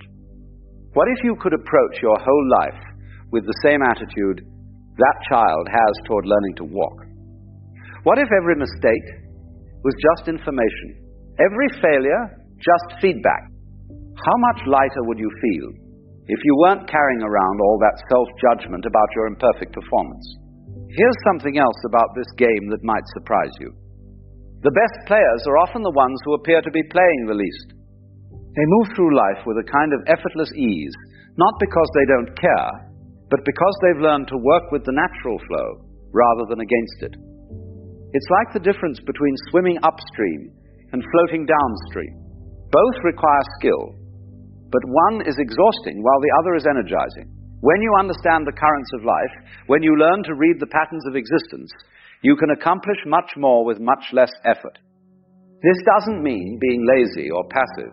It means being intelligent about when to act and when to wait, when to push and when to yield. It means developing what the Chinese call Wu Wei, which is often translated as non-action, but really means action that is perfectly appropriate to the situation, like water flowing around rocks in a stream. Water doesn't try to fight the rock. It simply flows around it, and in doing so, it gradually wears the rock away. This is the power of the gentle approach, the light touch. The skillful player who understands that force is rarely the answer to life's challenges. Another crucial aspect of mastering this game is learning to play multiple roles simultaneously, without getting confused about which is which. Abunabhausen and Amnukobabel. You hear of a point of masteral, and from Bukabel of the Psalms as Tilasa. Each role has its own requirements, its own costume, its own way of being. The skillful player can move fluidly between these roles without losing their center. They can be tough in business negotiations and tender with their children. They can be a student in one context and a teacher in another. They don't get stuck in any single identity. Most people make the mistake of trying to be the same person in every situation. They think authenticity means never changing, never adapting. But real authenticity is being appropriate to each moment, each relationship, each context. It's like being a skilled actor who can play many parts convincingly, because they understand the deeper truth that connects all roles. Now let me tell you about one of the most profound discoveries you can make about this game. The rules are not fixed. They can change, and often do, based on how you choose to play. This is where the game becomes truly magical. Most games have rigid rules that everyone must follow. But the game of life is more like a collaborative improvisation, where the rules evolve as you play. Your choices, your attitudes, your ways of being actually influence how the game unfolds for you. If you approach life with fear and suspicion, you tend to encounter situations that confirm your fears. If you approach it with curiosity and openness, you tend to find opportunities and adventures. If you play the role of the victim, you'll find plenty of people willing to play the villain. If you play the role of the hero, you'll discover your own capacity for courage and creativity. This isn't just positive thinking or wishful fantasy. It's recognition that consciousness is not passive. It's not just observing reality. It's participating in its creation. Your awareness, your attention, your choices are all active ingredients in the unfolding of your experience. Here's one of the most beautiful aspects of the game. Everyone gets to win, but not in the way we usually think of winning. The usual idea of winning involves someone else losing. But in this cosmic game, your victory doesn't require anyone else's defeat. In fact, the more skillfully you play, the more you help everyone else play skillfully too. When you're truly happy, you don't make others miserable. You inspire them to find their own happiness. When you're genuinely peaceful, you don't create conflict. You help others discover their own peace. When you're authentically yourself, you don't diminish others. You encourage them to be authentically themselves. This is why the masters, the really skillful players, often seem to be playing an entirely different game from everyone else. They're not competing, they're not trying to prove anything. They're not keeping score, they're simply playing for the pure joy of playing, and somehow everyone around them starts playing better too. Let me share one final rule, perhaps the most important one. The game never actually ends. What you call death is just changing costumes, changing roles, changing the scenery. The player, the real you, the awareness that has been watching this whole performance that continues. When you truly understand this, it changes everything. You stop being so desperate to cling to your current role. You stop being so terrified of change. You realize that you are not just playing in the game. You are the game, playing itself, exploring infinite possibilities through countless characters and stories. And so here we are, at the end of our little exploration together, though of course there is no real end, just as there was no real beginning. There is only this eternal now, this endless game, this magnificent play of consciousness discovering itself through every possible form and experience. The next time you find yourself taking life too seriously, remember what I've told you today. You are not a struggling individual trying to survive in a hostile universe. You are the universe itself, playing at being an individual, exploring what it's like to apparently struggle, apparently succeed, apparently fail, apparently win. It's all play. It's all dancing. It's all music. And you are both the composer who only have sung the dance around the divan. Play skillfully. Play joyfully. Play with that light touch that comes from knowing it's all one magnificent cosmic game. And remember, in this game, everyone gets to be the winner. Because everyone is you. And you are everyone. And we're all just the one consciousness, playing at being many. The game never ends. It only changes form. And what a delightful game it is. I once asked a monk why he lived alone on a mountain. He said, "I do not live alone. I live with myself. When I was in the city, surrounded by thousands of people, that is when I was alone." Now that stopped me cold, because you see, we have been taught something very strange. We have been taught that solitude is loneliness, that being by yourself means you are isolated, cut off, somehow deficient. We are told that the healthy person is the social person, the one who can mingle easily, who has many friends, who never runs out of things to say at parties. But what if that is backwards? What if the person who needs constant company, who cannot stand an hour alone with their own thoughts, who fills every silence with chatter and every empty moment with distraction, what if that person is actually the lonely one?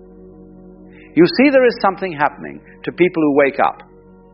And by waking up, I do not mean having a nice spiritual idea or reading a few books about consciousness. I mean really waking up. That moment when you suddenly see that most of what people do is performance.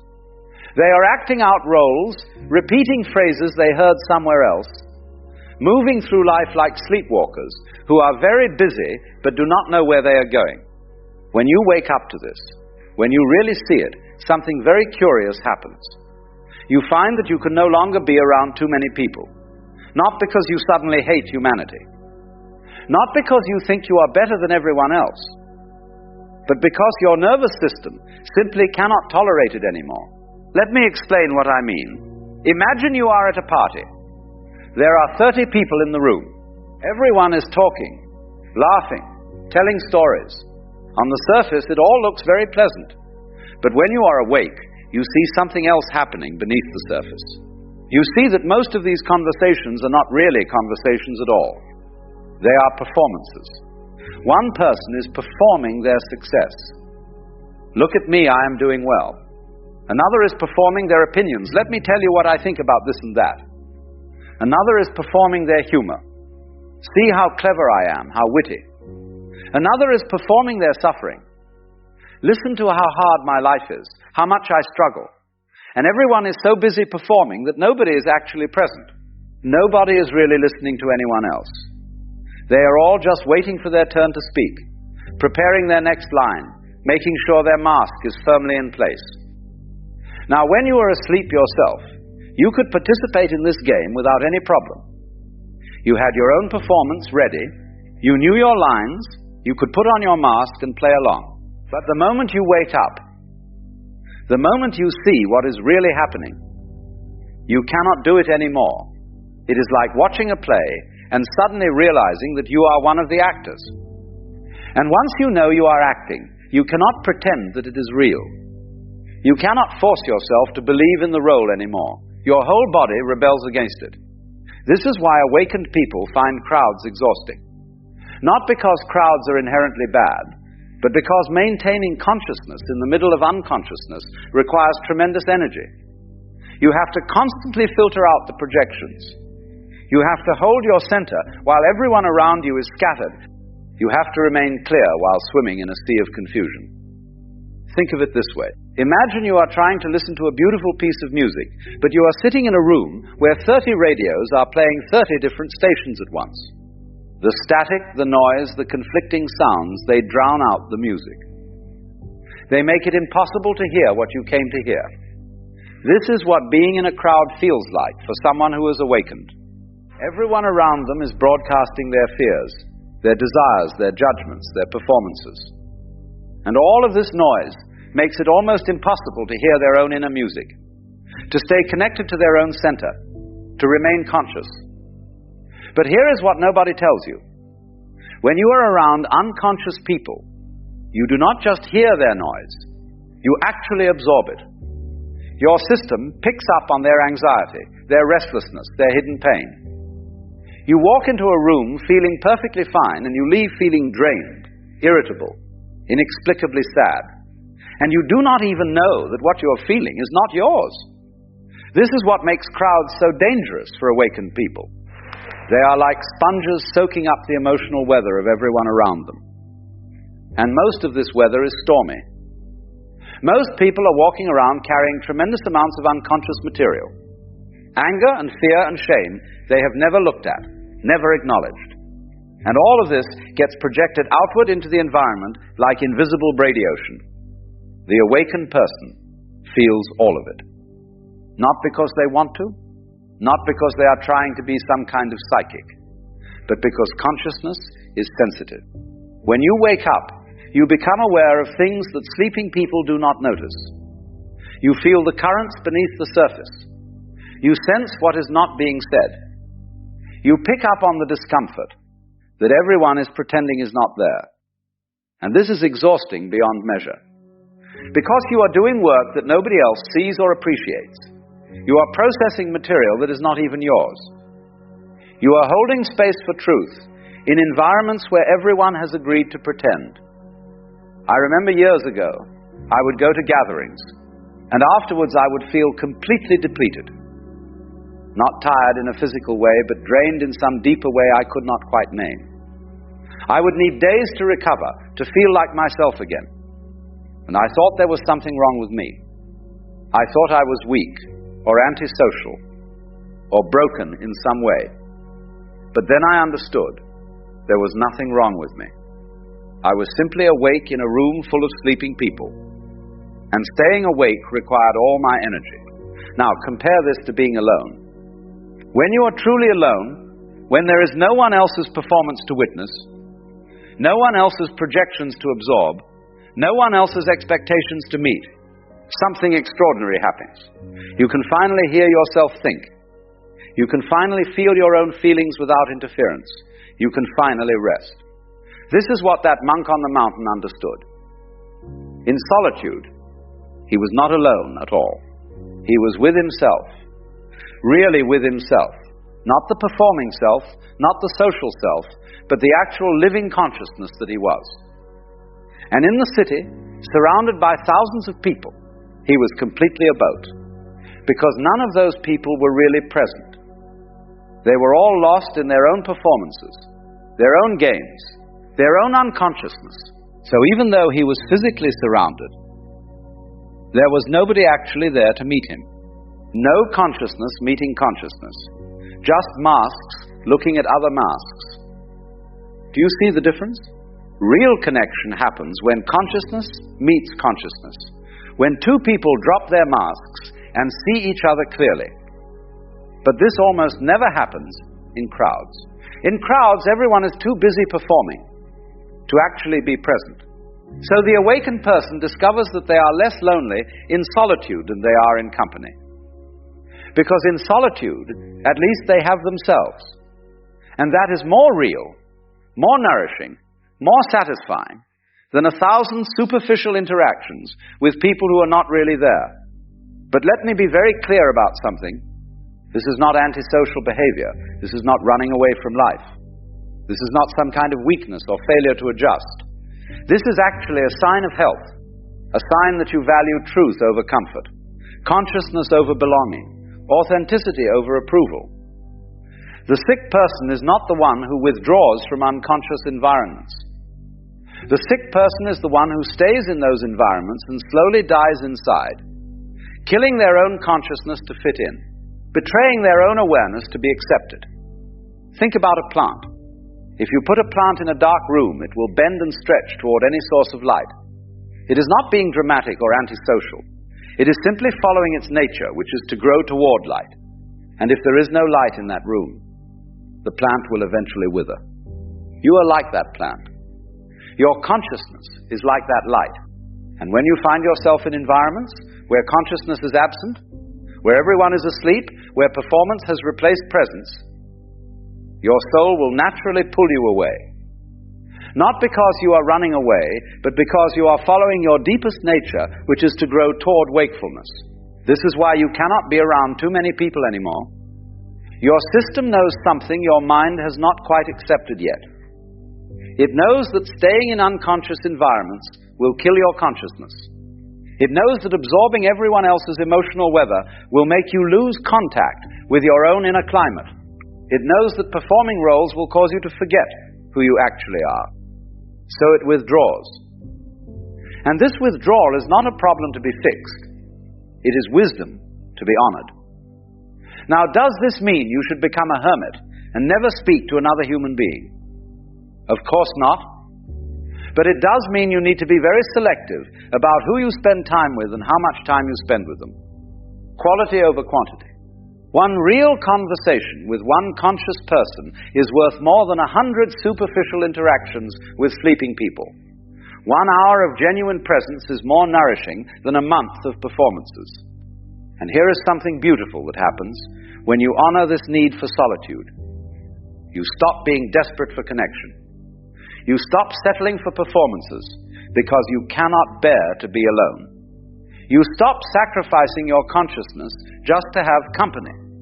Instead, you become comfortable with yourself, really comfortable.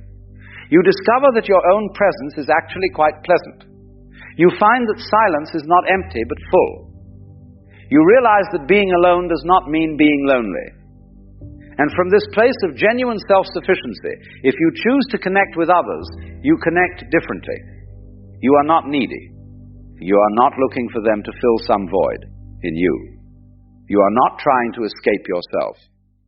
You are simply meeting them from a place of fullness, offering your presence without demanding that they be different than they are. This is the paradox. The less you need people, the more genuine your connections become. The more comfortable you are alone. The more present you can be with others. The more you honor your need for solitude, the more you have to give when you do engage.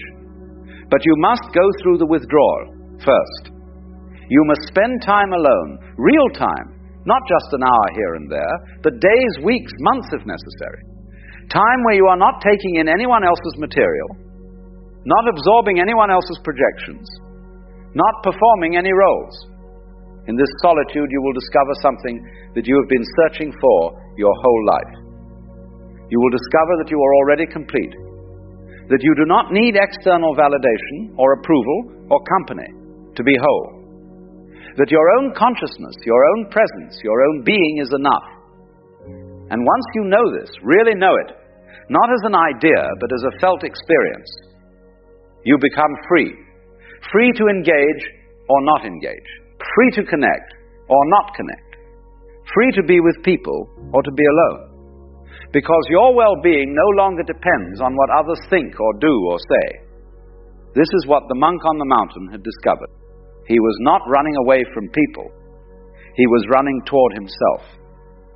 And in finding himself, he found something so rich, so satisfying, so complete, that the noise and chaos of the city held no appeal.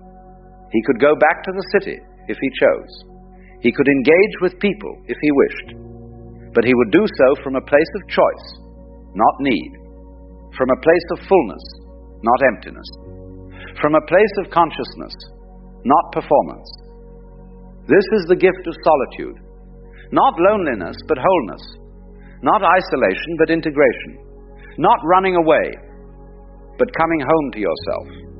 So if you find you cannot be around too many people anymore, if crowds drain you, if social gatherings feel like torture, if you would rather spend Saturday night alone than at a party, do not think something is wrong with you. You are simply waking up. And wakefulness requires space. It requires quiet. It requires solitude. Give yourself that space. Without guilt, without apology, without explanation. You do not owe anyone your presence if that presence requires you to betray yourself. You do not owe anyone your energy if that energy is being used to maintain unconsciousness. You do not owe anyone your performance if performing means killing your authenticity. Be alone. Be with yourself. Discover what that monk discovered, that in solitude you are never alone, because you finally have the one companion who will be with you for your entire life, yourself. And that companion, when you really get to know them, is far more interesting, far more nourishing, far more real than any crowd of unconscious people performing their roles. This is not the end. This is the beginning. The beginning of genuine consciousness in a world that desperately needs it. But that consciousness must be developed in solitude before it can be shared in community. So withdraw if you must. Be alone if you need to. Trust that your soul knows what it is doing. It is not isolating you. It is protecting the most precious thing you have. Your consciousness, your awareness, your authentic self. And one day when you have done this work, when you have really found yourself in the silence, you may choose to return to the world. But you will return differently. Not as someone who needs the crowd, but as someone who has something real to offer.